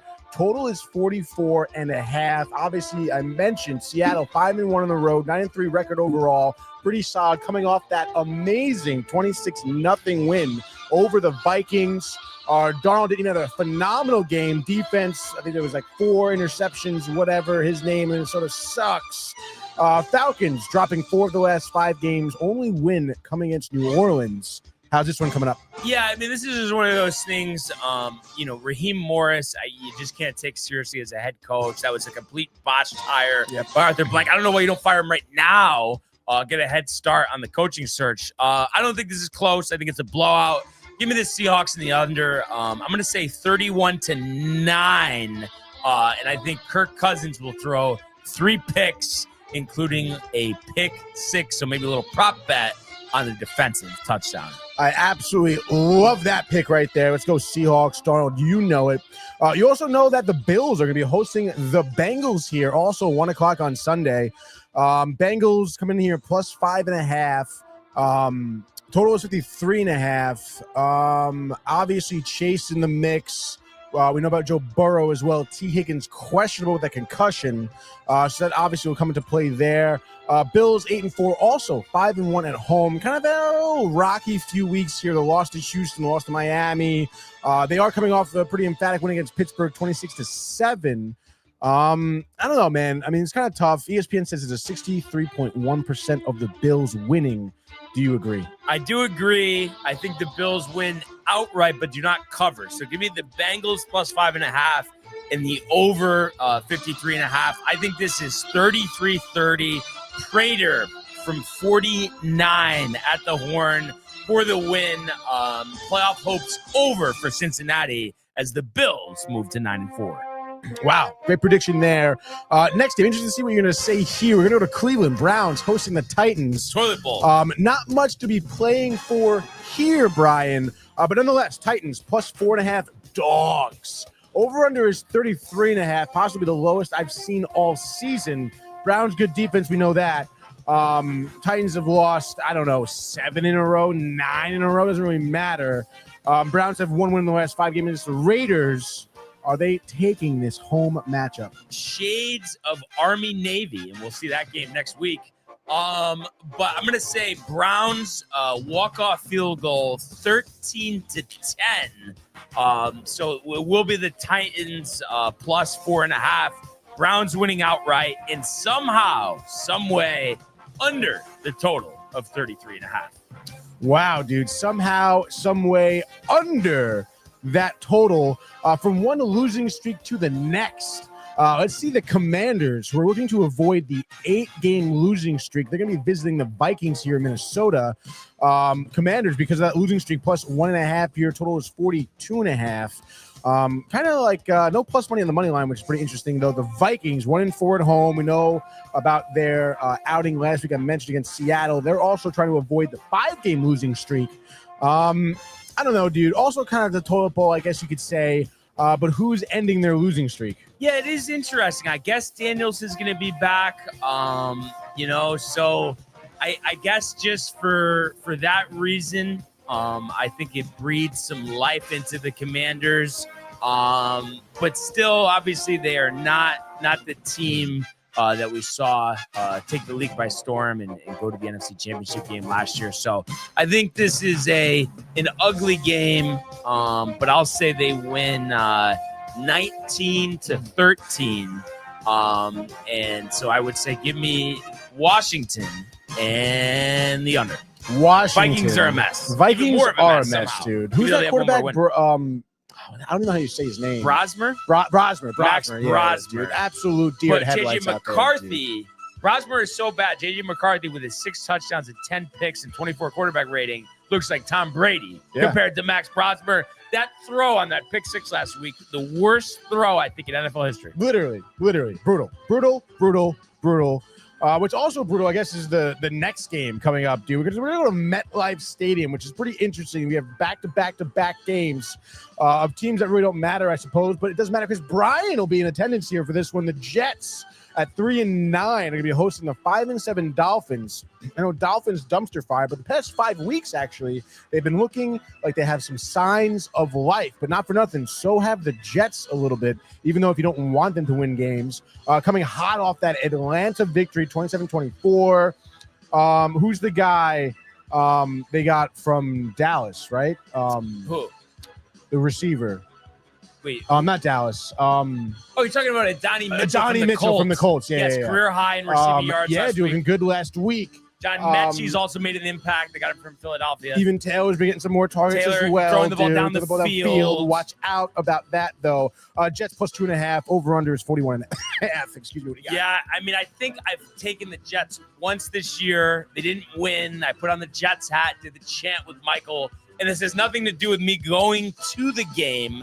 I think Miami's a better team, and if they played again in Miami like they did earlier this year, Miami would win again. But there is that statistic. I'm pretty sure cold under weather? McDaniels and Tua, 46 and under, they haven't won any games. So I think that's going to hold serve here. Tyrod gutting it out. Tua amongst the leaders in interceptions. I think the Jets defense steps up. They lean on with the frigid conditions. Taylor Sure, some rollout passes, short dink and dunk. A lot of Breece Hall. I think he runs for $130 and a touchdown. And the Jets, again, an Army-Navy-like feel here. I think 17-13. The Jets do win. So give me the Jets and the under. Will hold serve. Let's see if the Bucs can hold serve as they're hosting the New Orleans Saints here. Bucs, again, another team up and down the last 5 weeks. They've lost 3 of the last 5, 7-5 now. Division still kind of in hand here. Saints, obviously, 2-10, dumpster, whatever, which is why the Bucs are minus 8.5, Kev do. Total is 41.5. Confidence in the Bucs winning and covering, Brian. Winning, but not covering. 8.5 divisional game. I think that was, Kev Dew on his high horse. A little rich. Not thinking about things Macy's. here because the Saints, we've seen them keep some games close that you wouldn't think they would. Bucs are winning. I think there's no question, but I think they win by 7. I think it's 27-20. And Mike Evans might be back for this game, so they'd welcome that. Puka's been kind of quiet, so maybe Baker. I don't want to get too crazy, but maybe 250, 2 scores, 1 to Evans, 1 to Egbuka. So we'll go Saints plus 8.5 and the over. And the over, dude. Let's go to Jacksonville now, where you said the Colts have not won in Jacksonville in 11 seasons. Is that correct? Yes. Something like that. Kind of crazy here. Colts minus 1.5 on the spread in Jacksonville. Over-under is 47.5. Both these teams, 8-4, playing for, a lot. Jags, though, a team that has been showing a lot of signs of life the past 5 weeks, winning 4 of the last 5. They beat Tennessee, Arizona, the Chargers, Las Vegas. Obviously, a tough feat here against the Colts. Are the Colts bouncing back after back-to-back losses? Yeah, I think they break the streak. Even though Jones has been questionable, I think it's easy to say that Trevor Lawrence is even more questionable, and I think they will get Jonathan Taylor back in the mix. I know Jacksonville good against the run, but I think Taylor powers through. He's already got 15 touchdowns, almost 1,300 yards. I think he runs for $130, 2 scores. Jones doesn't turn it over, throws for 210, gets the ball to Pittman and Pierce. I think it's a close game, divisional game, but the Colts win. I'm going to say 28-24. It's going to be the Colts and the over. And the over, dude. Tough game there to pick, obviously. This next game, maybe not so tough, because the DTV pick, if I remember correctly here, as we go to Baltimore here, the Ravens hosting the Steelers. Ravens are minus 5.5 here at home. Opened at minus 7, mind you. So keep an eye on that number moving along this weekend. Total is 42.5. Open at 45.5. Keep an eye on that number as well. Rodgers getting beat up, obviously, all season. Jalen Warren looking good recently. DK Metcalf, obviously, pretty solid. So have the Ravens been, even though they had a tough loss against Cincinnati. Joe Burrow's first game back, 32-14 loss. The Steelers getting pounced on in Buffalo. Both these teams, no doubt, are going to have a steel matchup here. Both looking to get some bounce-back wins here. I know you have the Steelers. How's this one playing out? Yeah, I kind of mentioned, these games are always close. The backup quarterbacks, Charlie Batch winning a game at times, Tyler Huntley playing when they've needed. Just a lot of different quarterbacks have played in this game. You have the starting quarterbacks playing in this game. Obviously, Rodgers compromised, Jackson compromised. So even though they haven't really played good defense all year, I think both teams actually are buttoned up, hitting hard, highly motivated. Mike Tomlin looks at AFC North games as the Super Bowl. Even though the Steelers haven't looked good at all, neither have the Ravens. So I think the Steelers, they're going to step up, win a tight one. How about this? Going for 2 and getting it. Darnell Washington, we're talking about him with JD last night, the big tight end, catching the 2-point conversion. And the Steelers are going to win this game 18-17. So give me the Steelers and the under. Steelers and the under. Wow, what a dog fight there. Speaking of the dog fight, let's go to Allegiant Stadium in Las Vegas as the Broncos are coming in here, riding their way to the Raiders here. And it looks like the Raiders at home, plus 7.5 dogs. Over-under is 40.5. Line hasn't really moved since it's been opened here. We know how bad the Raiders are, how good the Broncos are. I've been mentioning some significant losing streaks here. Raiders trying to avoid their 7th loss in a row. Broncos trying to win their 10th in a row, actually. Divisional game here. Broncos high. How do you see this one playing out? Yeah, I think blowout. Broncos defense flexing their muscles. The comfort of Allegiant Stadium there. Indoors, climate control. Geno Smith, 2 pick sixes. Easy. Pete Carroll possibly canned after the game. I mean, this has been as bad as you could imagine for Pete Carroll. Just an embarrassment. But I think the Broncos win. I'm going to say 31-3. So give me Denver and the under. Denver and the under. Oh, my goodness, dude. Next game here, another game we had our eyes on. Kev Duke kind of gave Josh B the side eye about it, though. But let's go to Lambeau Field. I wonder how Ernie feels about this one. The 8-3 Packers hosting the 9-3 Bears. I wonder what the weather report is. Honestly, at Lambeau Field this week, maybe some snow. 18 Who knows? degrees right now. That is wild, dude. In any case, the Packers -6.5 here at home, opened at -7. Total is 44.5. The cold weather, maybe a lot of running. Who knows? Both of these teams, though, coming off of some significant win streaks here, I suppose. Chicago's winning 3 in a row. Bears have won 5 in a row. Obviously, the division of the NFC North, tightly contested divisional matchup. You never know. It should definitely make for some great football in your 425 window, Brian. Are the Cheeseheads going to come off victorious? Yes, Tony, and that's why I know you were talking about the Bears, and yes, the extended rest here coming off the Black Friday game. They look good against the Eagles, but I think the Packers historically great against the Bears, and I just think their defense. We saw the Bears struggle offensively. The passing game, Caleb Williams, I think he makes a couple mistakes, a pick, a fumble. So I think the defense is solid for Green Bay here. And I think they take control of this game. Maybe don't do a ton offensively, but I think they're going to win this by, let's call it 24-17. So give me Green Bay and the under. Green Bay and the under. Great game, no doubt, dude. Next game, last game, 4 o'clock time slot here. The midday games. Arizona, the Cardinals are going to be hosting the LA Rams. Oh my goodness, okay? The Rams, -8.5 on the spread, open at 7.5. Total is 47.5. A lot of sevens in the 7 here. The Rams coming off that tough loss against Carolina, 31-28. Kind of sad, if you ask me. Cardinals looking to avoid the 5-game losing streak. I kind of doubt that's going to happen. Rams winning this one by how much? Yeah, I'm going to say, the Cardinals do put up points, but I think the Rams will put up more.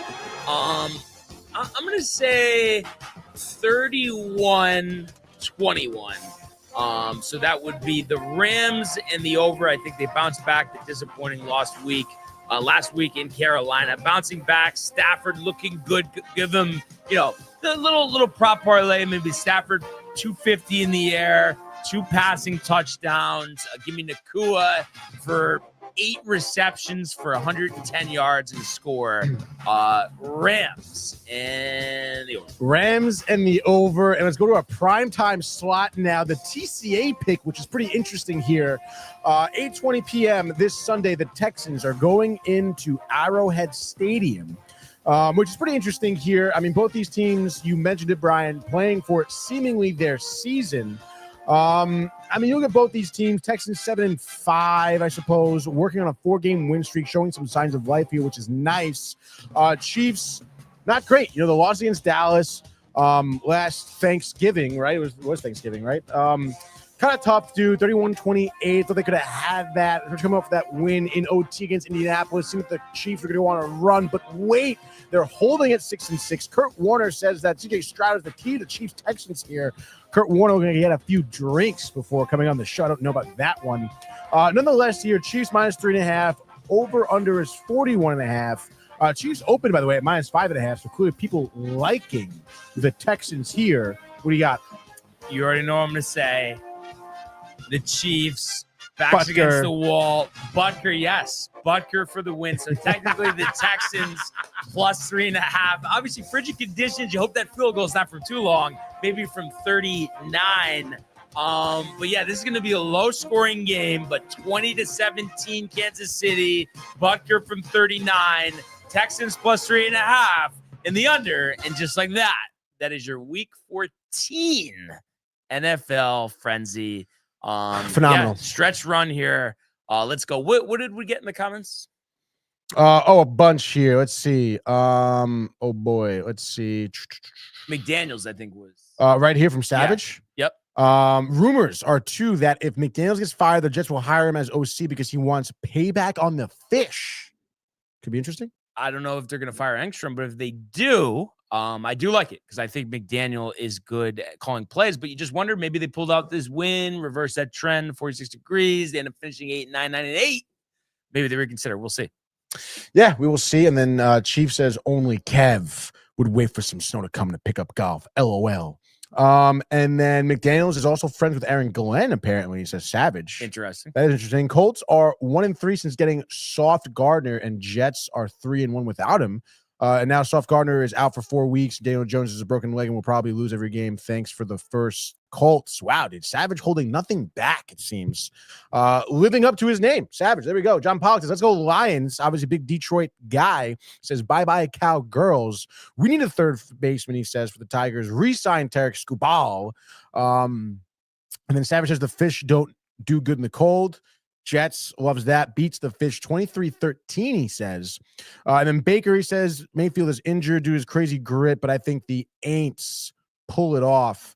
That's right, Baker with the shoulder. Savage's Jags will embarrass the Ponies 35-17 and break Daniel Jones's leg completely. He's on top of the Daniel Jones leg broken. Yeah, I mean, I get it. I do get it. But I like Taylor. I like everybody else except Jones, and I think they elevate him. And I think, what we see, what we've seen from everybody else, what we've seen from earlier in the year. I feel like they're gonna turn it around. I don't think this is gonna be the complete slide. It'd be crazy if it was, but who knows, right? Who knows is right, dude. We won't find out until Sunday night. Sunday night football. So it's gonna be a great week of football. Good matchups, I guess. There's some good matchups. And but I think it's time to switch gears here, and we can go to the world of the National Hockey League. Here he comes. McDavid shoots, top shelf, he scores! Captain with the overtime winner! That's the middle, great! It's a world-class hit right here. Tomsky stepping, rink wide! Made the full split save! Are you kidding me? Turn, side of the net, between the legs, and they score! Filthy! David Pasternak, the silver trophy to the Golden Knights! All right. Yes, it has been a long time since we've led with this. The 4 out of 5. Feeling great, baby. Feeling good. The 4-2 win over Ottawa. Huge. Yes, I hit it on the head and even gave you a goal scorer. But it's funny. You don't get as many comments when you're right. No, you don't. When you're wrong. Yeah. Than when you're wrong. People but want hey, you to be wrong. It was nice. There was a couple nice comments on there for that pick. So I do at least feel, there was some appreciation, Tony, right? Yeah, exactly. I mean, it's, all it takes is one, two. It takes one guy. Hey, This is a guy. nice job. And then that's keeps you coming back. Yes. Wakes me up in the morning. Love it. It was great to see that. And, the Rangers with the win, 15-12-2, 12-4-1 away from Madison Square Garden. Best Igor, record in NHL. 25-27. Yes, best record on the road in the NHL. It just got off to a good start. Mika, like it's March or something, with his 10th, only 3.5 minutes in. Gavrikov. Oh my God, we were dude. talking about his impact on the ice. His 6th, just about halfway through the first. And then, yes, the disappointment, the end of the period goal by Cousins made it 2-1. So you're thinking, all right, you need a strong second period here, really reestablish yourself. Will Borgen adds 1 to make it 3-1. Now they do answer with Drake Batherson in the third to make it 3-2. But Ottawa forced to go empty net. And it was interesting. I think before Panarin scored, they had one of the best empty net defenses I've ever seen, where the defenders actually did stop a shot or two before he found the back of the net. You don't usually see that too much. Usually it's a long shot, but actually the players were down by the net. So that was kind of something smart. different. So Panarin, his 9th, and the Rangers win 4-2. So listen, it's a good feeling right now.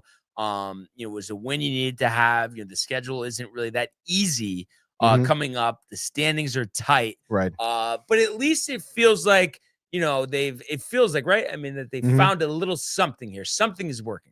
Yeah, dude. I would say a lot is working, to be honest. And you mentioned Panarin, 900th career point last night. So congrats to him on that one. That's huge. Love to see him do it in a Rangers sweater as well. But, I'm going to go through the first 2 goals here, to be honest, because, you mentioned that something is working.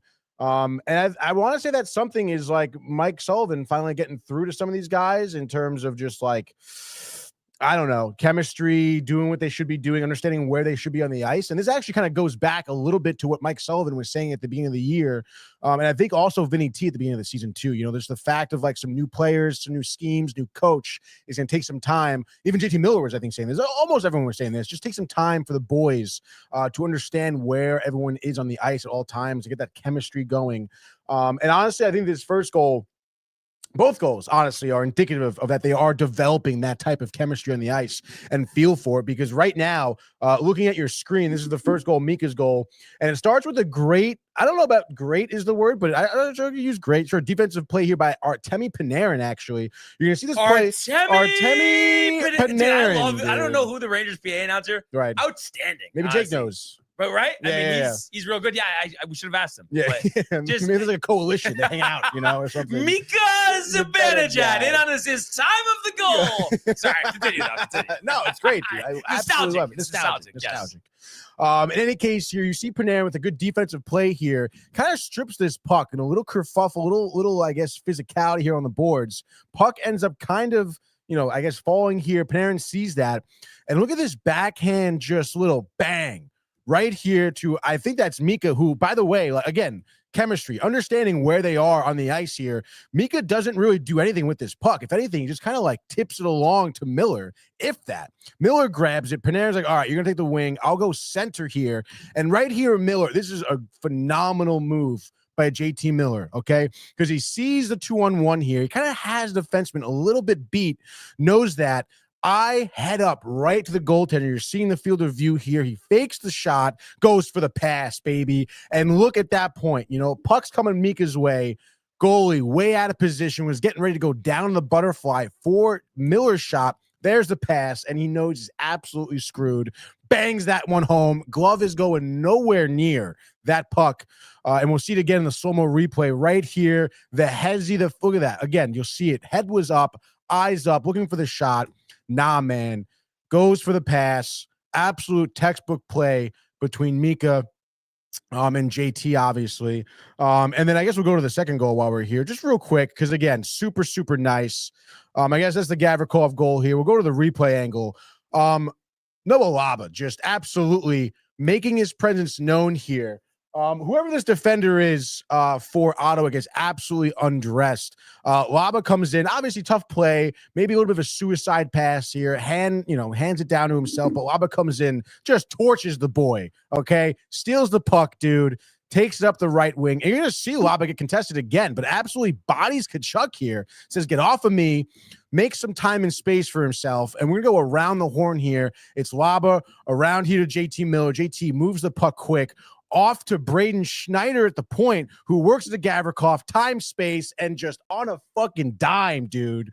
Over the glove, top shelf. Yes, Rangers hitting that glove side all day. And that'll light the lamp, no doubt. 2-0 Rags, dude. With the 6th goal of the season. Dialed. There really isn't any other way to say it. I mean, those first 2 goals out of the gate, momentum. And this is a team, you said yesterday, you know, Rangers have had problems against Ottawa in the past couple seasons. Kachuk was back, dude. Yeah. And like I said, you know, they just played great hockey, kept the momentum going, obviously made it close, 2-1, towards the end of the first there. But still, I mean, they really didn't really falter after that. And again, you got to start to believe that these players are buying into what Mike Sullivan is saying. And obviously some of these results are showing for it. But still, like we've been saying, I mean, tough schedule, a lot of work still be done. But you gotta feel good. And Gavrikov, I mean, feels like the best Drury signing since Vinny T. Yeah, arguably, right? Yeah. And especially at a time like this, sans Adam Fox. I mean, you can't ask for better defenders to take his place right now. I think it's a lifeline. And then you think about the impact that Fox will have when he comes back. Oh yeah. But I think without Gavrikov, the defense would be screwed. Definitely. But with him, I mean, he's leading the charge out there. What he does offensively, and that's the important thing, because Fox does a lot offensively, right? So yeah, it's a really good feeling right now. Tough schedule coming up, but I think these wins definitely have given the players confidence here that they can beat anybody anywhere. It doesn't need to be on the road.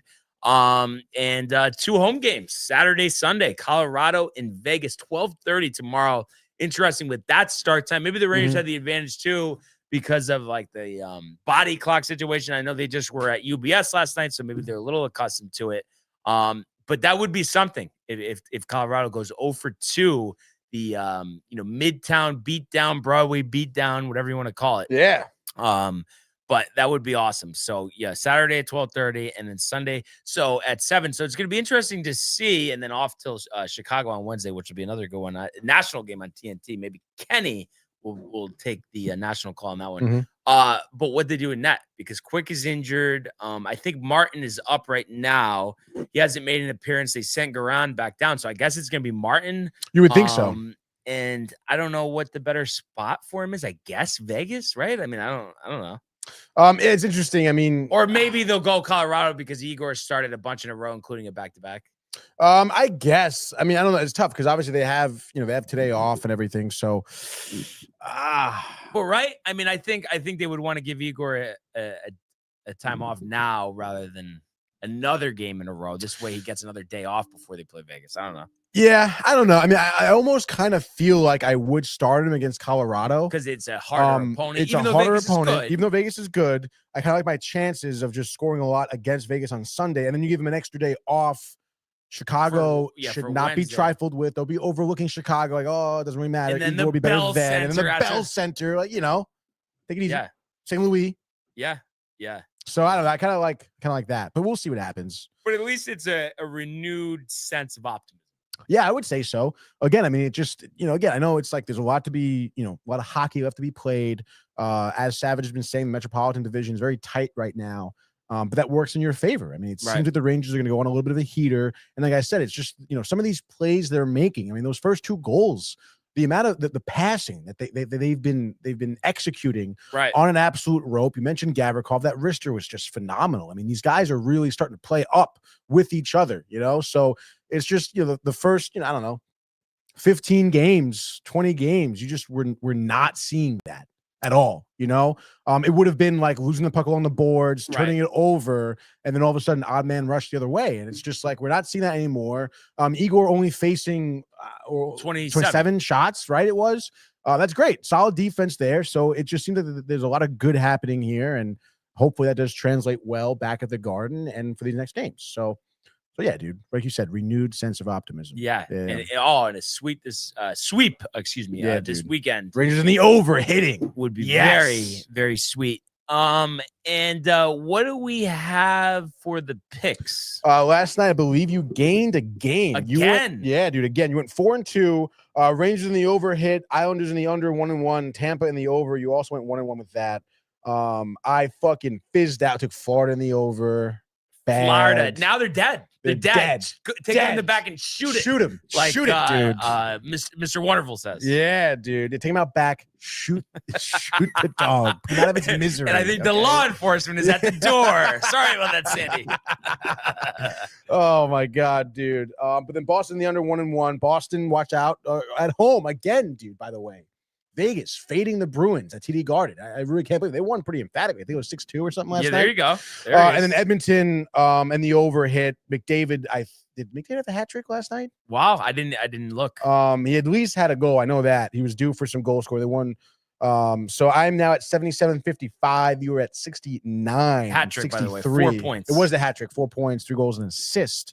I love to see that from McDavid, especially when you're betting on Edmonton. Wait, what? You're 79-63, you said? 79-55. Yeah. You are 77-55. You are 69-63. Okay, but at least I was 8 under, I think, at one point. Maybe even more. Yeah, pretty good. Kind of a parallel with the NFL picks. Yeah, when you're evening out. Exactly, yes, dude. Above 5, you were below 500 at some point. That's for sure. What I'm saying. That's what I'm saying. So feeling pretty good. Yes, 4 games tonight. Which I feel like that happens so much. Yeah, Friday, the monogamy, we know. But I know your first pick, so let's do a Friday edition of the Frozen Frenzy. Frozen Frenzy, dude. Let's get the NHL lower in here. Let's get me on camera, and let's look at some of the games here. 5 games. 1, 2, 3, 4, 5 games. So we can do a piece in a common. Oh man, I don't really like any of these picks, to be honest, dude. I mean, I guess Didn't Washington play? Did Washington play last night, or am I freaking out? No, they didn't play last night. Oh God. I mean, dude. I know it's like the Jets at home, Sans, Hellebuck, Sabres. I don't know. There's not even a favorite that I like, dude. I guess let's get crazy then. Why not? Let's go with the crazy dog. Even though the Sharks burned me, I think, against the Devils the other night. Or was it against Washington the other night? It was against Washington. Give me the Sharks here, plus 225. Dogs on the road against Dallas. Sharks terrible road record, 4-7. Stars 8-4-1 at home. Seems like the Stars should win this one. I don't know why I'm going against the Stars, but we're just doing it. Crazy Friday. Why not? Sharks Celebrini hat trick. Okay, gets 43 points on the season. There'll be 17 goals in the season as well. Give me why not the McDavid 4 points with the assist, 27th of the season. Why not the Will Smith goal? Why not Sharks win this game? I'll say 4-3 regulation. So give me Sharks and the over. Big plus money there. Don't quote me on it though. All right. Going to go to the Honda Center. The Ducks trying to bounce back. Lost 7-0 the other night to Utah. Playing Washington. Washington's been on fire 5 in a row, leading the Metropolitan. So obviously we'd like the Ducks to do us a little favor here. I think they will. I think we'll see Kreider back of the net. Trouba scoring as well. Wow. And I think it's a solid Anaheim, offensive performance here. I'm going to say they'll win this game 5-2. Give me the Ducks and the over. Ducks over. Next game, I guess let's go to Vancouver. A home dog here, plus 110. I'm not going to lie here, Brian. I don't like any of these matchups. All right, Canucks playing the Mammoth here. Mammoth just snapping a 5-game losing streak by beating Anaheim, 7-0. Like a snapping turtle. A snapping turtle. Canucks trying to snap a 3-game skid as they've lost to Colorado, LA, and San Jose. The West Coast trip not doing well for them. Canucks here at home, over 6.5. I mentioned the plus 110. I guess give me Canucks. Quinn Hughes, hat trick. Sure, why not, dude? Give me Canucks winning 7-5. Canucks in the over there. All right, so that would leave. Sorry, my thing is loading here, but that's leading what? You got Sabres in Winnipeg, and you have Vegas in New Jersey. I realize there's 5. Okay. Yeah, so we do have a comment here. Vegas, done. They're going to win before they lose to us. The Devils didn't play good the other night when I watched them. Eichel, hat trick, Tony. I haven't said that in a while. Hopefully Tommy's listening. But yeah, I think tight one, but 5-4 overtime. Eichel to get the hat trick, game winner. Night's over. Just like that. The Friday edition of the Frozen Frenzy. And it's the favorite time of the day as we get the grid up, go to the baseball diamond, and a lot of good choices to make here. Okay. Wait, what do we got? A few good ones What's here. with like the I mean, just interesting teams. I feel like we don't see Cincinnati, Detroit, Pittsburgh on the same grid very often. But like you said, there's a few picks you can make here. If I get the music going, there we go. Get this back in the stream here. Immaculate grid time. And again, I mentioned, a few good picks, I guess. I mean, I got some good ones. Okay. Do you want to get the first name out there? I can throw my first name out there, or what do you got? What are you looking at? You looking at Reds, Tigers? No. So I have the 300 home runs. If you want to do those, both 1%. Suarez and Beltran going left to right. Left. Beltran. Moving left to right. Carlos Beltran. There we go. Bang. And then you said Suarez Eugenio? Yep. 1%. There we go. And then, wow. 300 home runs for him, huh? What do you got? 200 hits, 300 home runs. So I didn't get that one yet. I was thinking about a couple of people, but A-Rod. Well, yeah, but I don't know how high Too that is. high? But I was going to say above Beltran, IKF, 6%. Dead nuts? Dead nuts. Kind of. A-Rod is 11. All right. For 11's a lot, dude. Ooh, We can do Pirates Reds. My boy Tommy Pham. go ahead.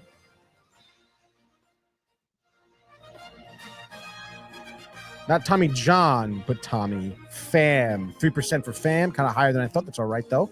I guess who else do you have? Pirates, 200 hits. Freddie Sanchez. Who?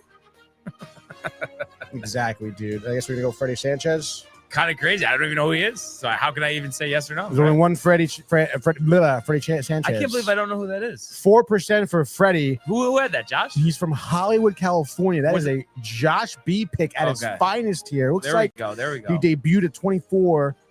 He was drafted by the Braves in the 30th round of the 96. That was the amateur draft. And then drafted again by the Red Sox, 2000. Debuted with the Sox. He was a third baseman, utility player in the infield, it seems. I guess actually he does sound somewhat familiar. Tigers, Rangers, besides the obvious. Wait, do I hold on? I was just looking something up. Oh, Didn't Carlos Pena yes, do that one. play for the Yep, Rangers? very good. Very good.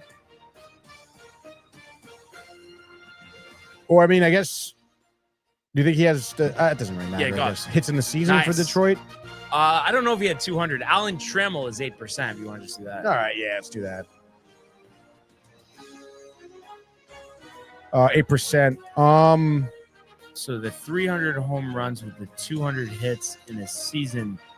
Judge? You think that's a lot? Maybe not. Honestly, I feel like people would question. Oh, does he have 300 home runs? Carlos Pena, by the way, with the hits. No. 200 hits? No. Okay, Not good to even know. close. Not even relatively close. I mean, 138 is Not relatively close. all right. Let's just go with Judge. Fine. Judge. Aaron Judge. Oh. I don't know how, though. How do you hit 340 and not have 200 hits, though? Could you explain that to me? Just put an A right now, right? I guess so. Alex Rodriguez. But that's so. And then I'm not totally sure. We might as well just try Sean it. Casey. Oh, do that one. No, do that one. Go ahead. Yep. It was nice. right. All right, 2%. There we go. Would have had a good one. I did mess up. It's okay. My apologies. On Aaron Judge. I know, but how does he not? I don't know. That's crazy. That it must have been very close. Vinny Castilla. Bottom right. Bottom right. Golly. All right. To the gridiron we go. Yes, to the gridiron we go. Let's dip this music. Get that out of there. Get back This to is a good one. Oh, yeah. All right. Super Bowl champ for the Broncos, Ronnie Hillman.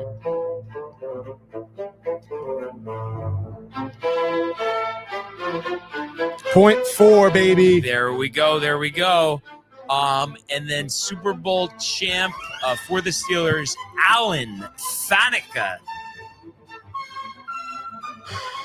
Allen with 2 L's? No, 1 L. Sure about that? What do you mean? Allen A.N. maybe? Oh, yeah, there it is. What do you mean? Super Bowl champ with 50 sacks, Warren Sapp. 3% for Once Sapp. got busted at the site of a Super Bowl working for the NFL Network, getting a hooker. Stop it. Yes, fired afterwards. Really, Yeah, dude? he worked for NFL Network for a couple years. I suppose that is illegal. That is. Well, I guess where was he? Was he in Vegas? I want to say it was like Arizona because it was a while ago. Yeah. Oh. Okay. Oh. Eagles, 50 career sacks. Javon Curse.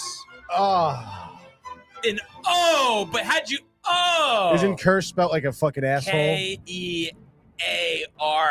There you go. There we Javon. Javon. And then for the Rams, 50 career sacks, Clay Matthews.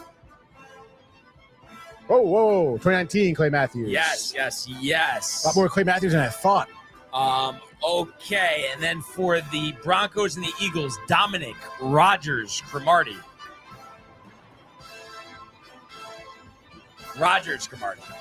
Just search I kind of thought it would come up with. Yeah. Oh.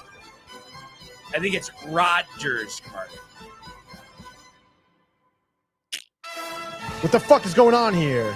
Is there a hyphen? They gotta put the hyphen in there. Put the hyphen in. Come on. They could come on. They got a better system than that, dude. Come on, man. Come on, come man. on. The fucking hyphens. Eagles Steelers. Deuce Staley. I believe this is the biggest run I've been on for a while. Yeah, I've been vetting these. Deuce. No. Just do Staley. Put in Staley. Stay. No. Stale.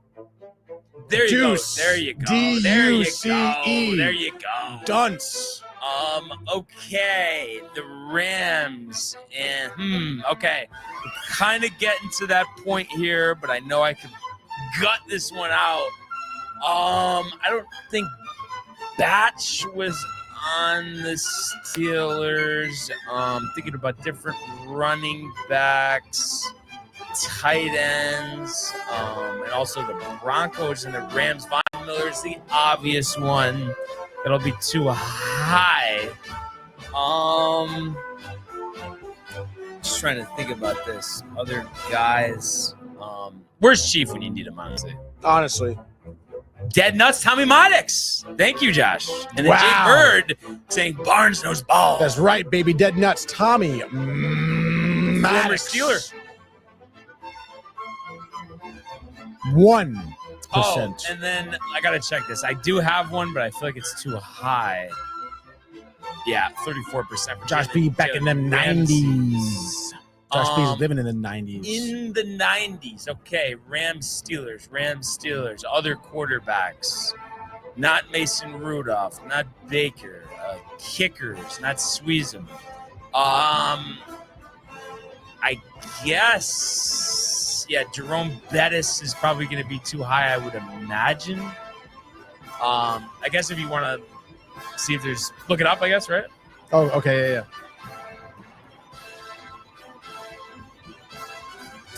And I'll try to think about this. Other Steelers receiver tight end. Other veterans, they've had Darius. You don't Slayton want on Jerome the- Bettis. Who else did you say? Jalen Ramsey. Jalen Ramsey, okay. Tommy Maddox would have been good. I didn't think he played on the Rams as well. Yeah, it says it here.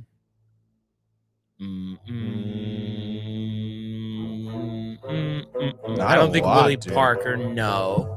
All right. This is a wide receiver here, currently with the Tennessee Titans, it looks like. Okay. It looks like he was drafted second round, 2020 NFL draft by the Rams, played with the Rams 2020, 21, 22.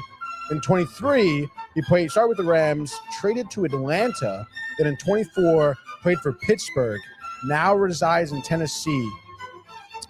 2021, he had 800 yards receiving, and that was the closest he came to 1,000 yards. Van Jefferson. Yes. John Pollock's pick is also correct. There we go. Akella Will Witherspoon, whatever he says. Van Jefferson. Nice, dude. 8%, rounding out to a 26 as we now take a gander At the hardwood. And here we go. You know the deal. NBA Tonight. Wait, I completely zoned out looking at the messages. What was the score on that one? Come on, Tony. 26. Oh, so solid. No, that was a real good, solid, efficient, Tony. Efficiency, very important. Don't forget that. Buttoned up. Jay Bird wishes. But all right, basketball. Dial it in. Yeah, I gotta dial it in. That's my mistake. The 20,000 points, though, that is annoying. Just trying to think about like guys kind of coming on. But let's see, the Clippers. I'm just trying to think of people that aren't necessarily, I don't know. Does Paul George have? No, he doesn't. Wow. Okay. Maybe I'll do the easier categories first. 10 rebounds a Will game. Chamberlain. I think Anderson. I'm gonna make sure this is right, but I'm thinking Anderson Varejao. For rebounds for the For Cleveland, Cavs. Yep. What's his name? Jaren? Anderson Varejao. You never heard of Jow? T was always around for him. Oh, yeah. Tony knows T. Anderson Varejao. Is it Chow, really? Chow. No, Varejao. Varejao. Mo Williams, Clippers, Cavs. Come on. Clippers, Cavs. Come on. Clippers, Cavs. What was his name? Come Joe? on. Mo? Mo? Joe? Mo and Curly? Mo Williams. Mo Williams. Dude. Mo dude. Willie. Above him, JaVale McGee.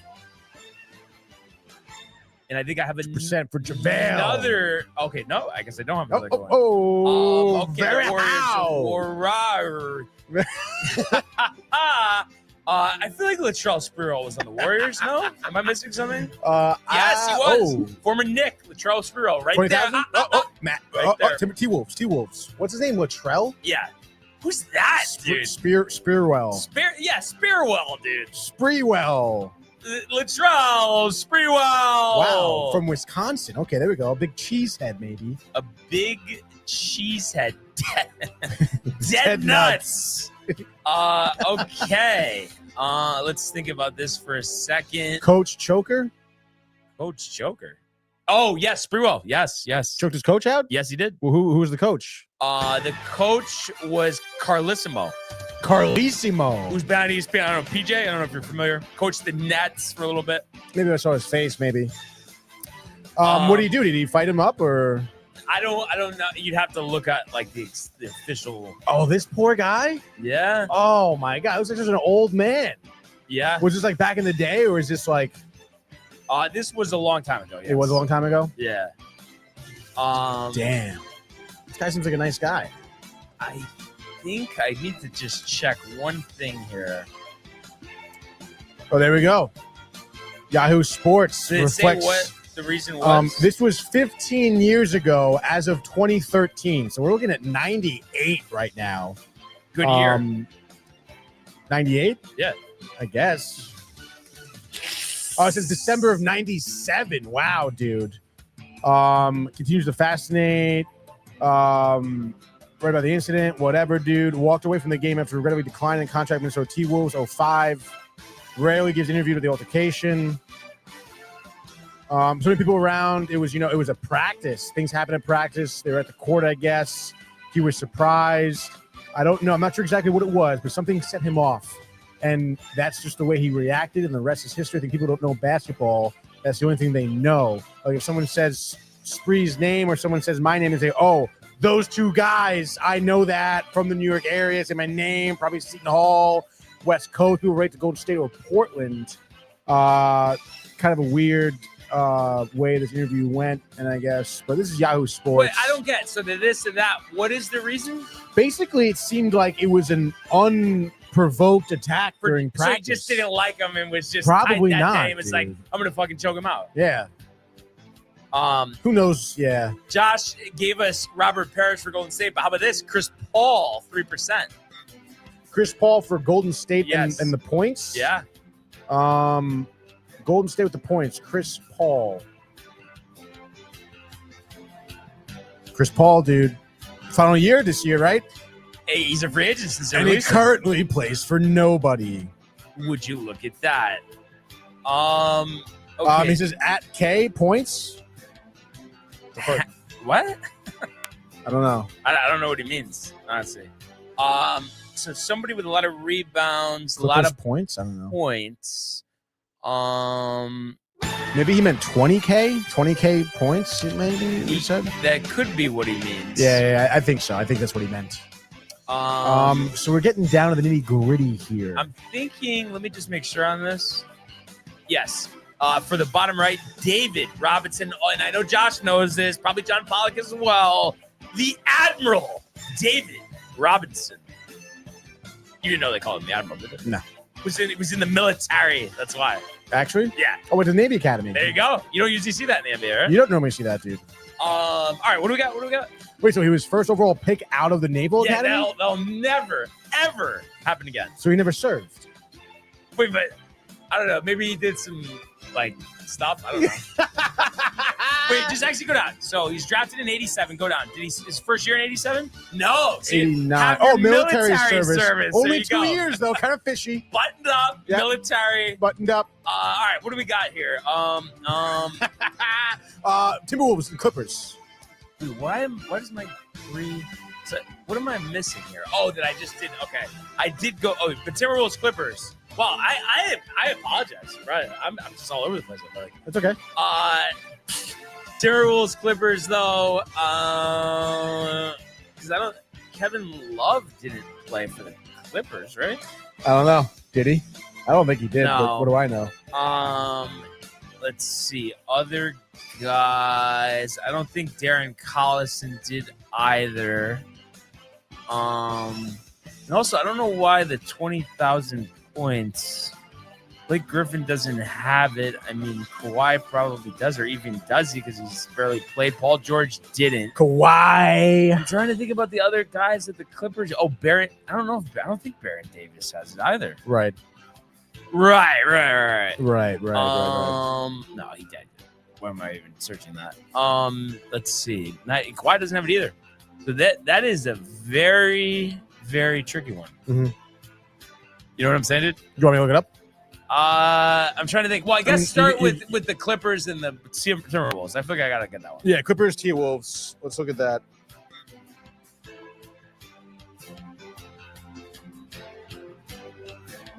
Wow. A lot? Yeah. Yeah, no, there's a couple of them, dudes. I'm trying to see here. I mean, this is a guy that Josh B. I feel like you definitely. Oh, Chris Dunn. Okay. You want to do Chris Dunn? Let me just make sure. Yes. Chris Dunn. D-U. Oh, it's Chris with a K. It's always the song. There you go. Providence alum, actually. First round draft pick. Really? 2%. Yeah. You also had Pat Beverly. That would have been Sam Cassell. Chauncey Billups. Hey, now. Jamal Crawford. Patrick Beverly. Did I say Pat Beverly already? Yes, you did. Yeah, it's okay. But yeah, a lot of guys. I can't believe I was slow on that one. It's okay. All right. 20,000 points. Yeah.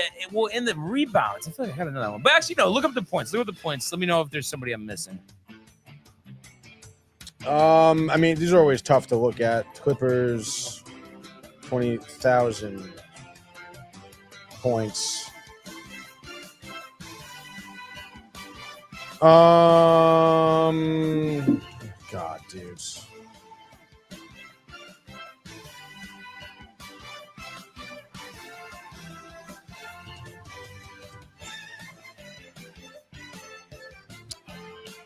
Oh, I hate how the NBA always goes by the year first, and they never give you like just totals. Like just get to it. Just basically. get to the totals, dude. Like, how are total points not just right there? I don't know, dude. What the hell is going on here? It's weird. Hold on. This can't be right.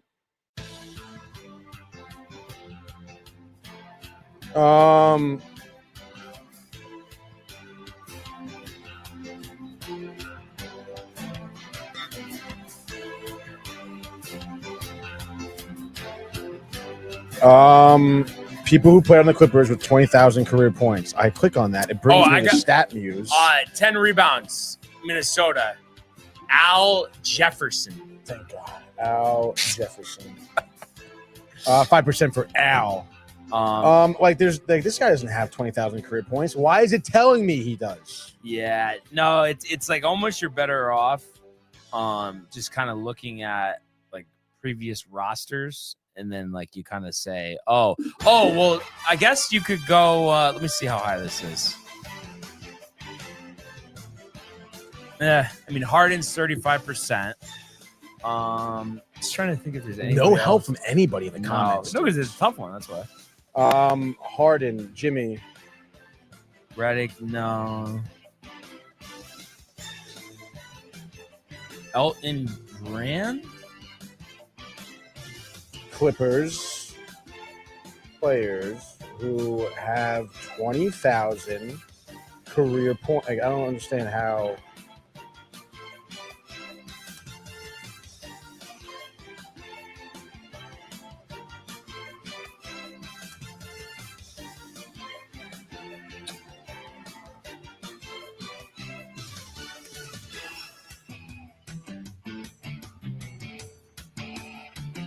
Looking for Clippers.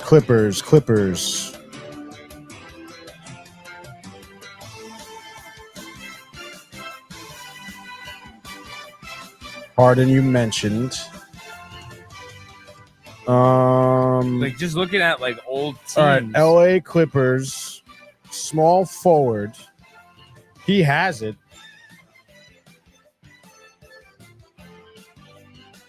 Oh, I got two right here. Okay, well, give me something.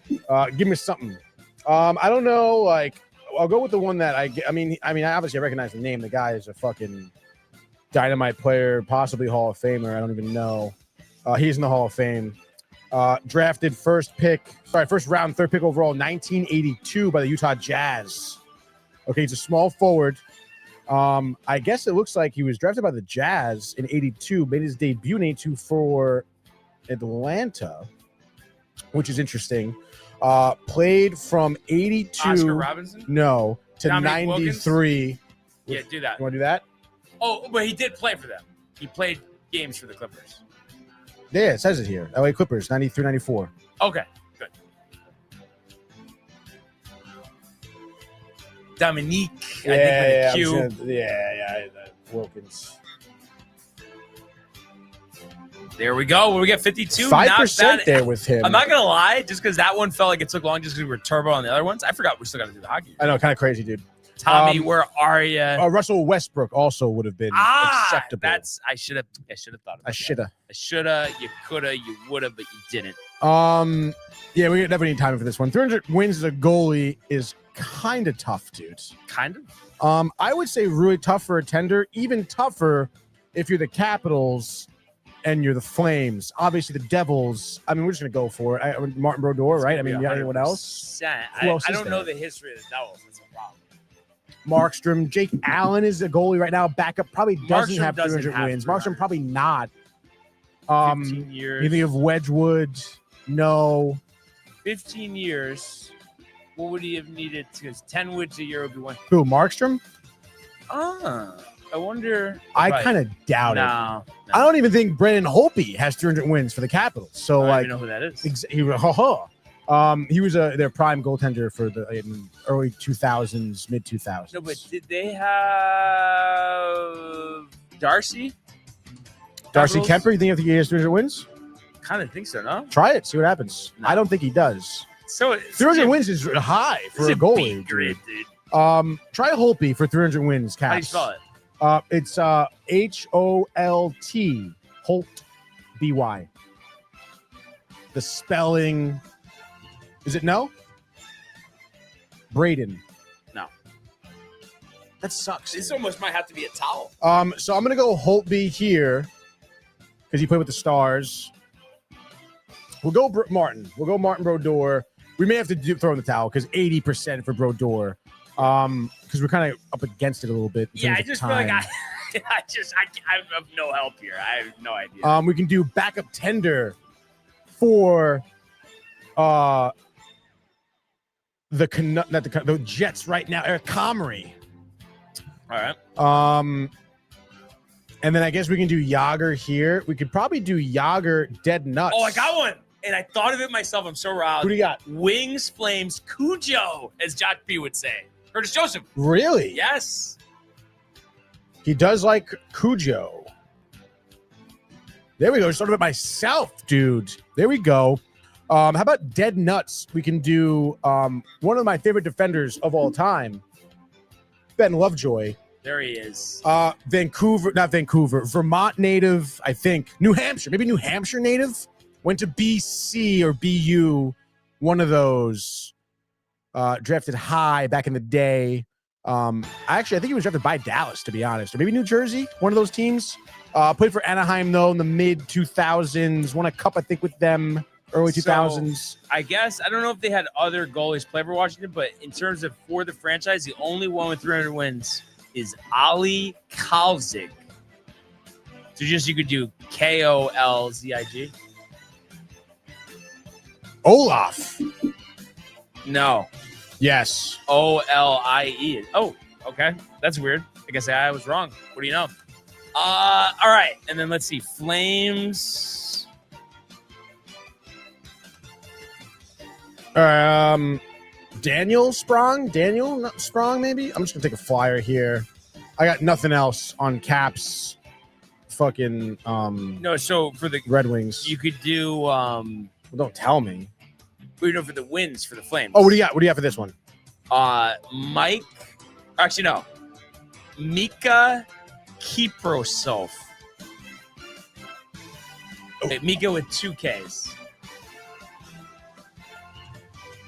KIP. RU. Mika with 2 I's and 2 K's. That's Mika, never heard of him. Kiprasov. okay. Probably and then the guy. Wings Capitals. I think I'm just gonna go Daniel Sprong. Sprong. 1%. Let's go, dude. Not bad. 259, Not dude. even And that's 222, but that's all right. Not even close, dude. The grids, the this, the that. in the vicinity. A lot What's of good college football games over the weekend, conference championships. Okay. Georgia, Alabama, Indiana, Ohio State. I'm gonna say Roll Tide and the Buckeyes move to 13-0. The other games aren't as good. We'll talk about those on Monday. What a week! What a marathon! Always a 2-hour show on Fridays now. And Michael, it's just enough with Hurley. You're obsessed. Get over it. It's a sickness. But yeah, great show, great week. Let's get some Ranger wins over the weekend. Let's kick the DC's ass. That's right. Their ass. In the picks, and it's so nice. A week from now, we will be en route to your mother's house, and it's just funny. Someone turning in now, thinking I'm being facetious. But that's gonna be a great time. I know, dude. I am so excited. I literally can't even. JD is gonna be there. Supposedly. Really? Yeah. JD, dude. Yeah. So. That's sick. Yeah. I don't know. Do we have eyes on like Josh B. Kevdu post City Legends? Oh yeah. Josh B said because he has to go back that way anyway. Right. So time wise, if he's not scrambling this and that, I think Cavs have anything to come. So I think we'll get Josh to go. So, yeah, it's gonna be time. great. Good time. We'll Dude. chop it all up. Yeah, so great week, great show. Thanks everyone for tuning in. Yes. Continuing to comment, like, and subscribe. All of the archives, the YouTube page, from Michael Renee and Jay and Costa, the merch at downtime.com. Want everybody to enjoy the day, enjoy the games, and we will see you on Monday. Hey guys, Tony here from Downtime TV checking in. I want to thank all our fans out there who's been liking, subscribing, sharing our content. You guys are the best. You guys are our bloodline. You make us love what we do. Thanks again.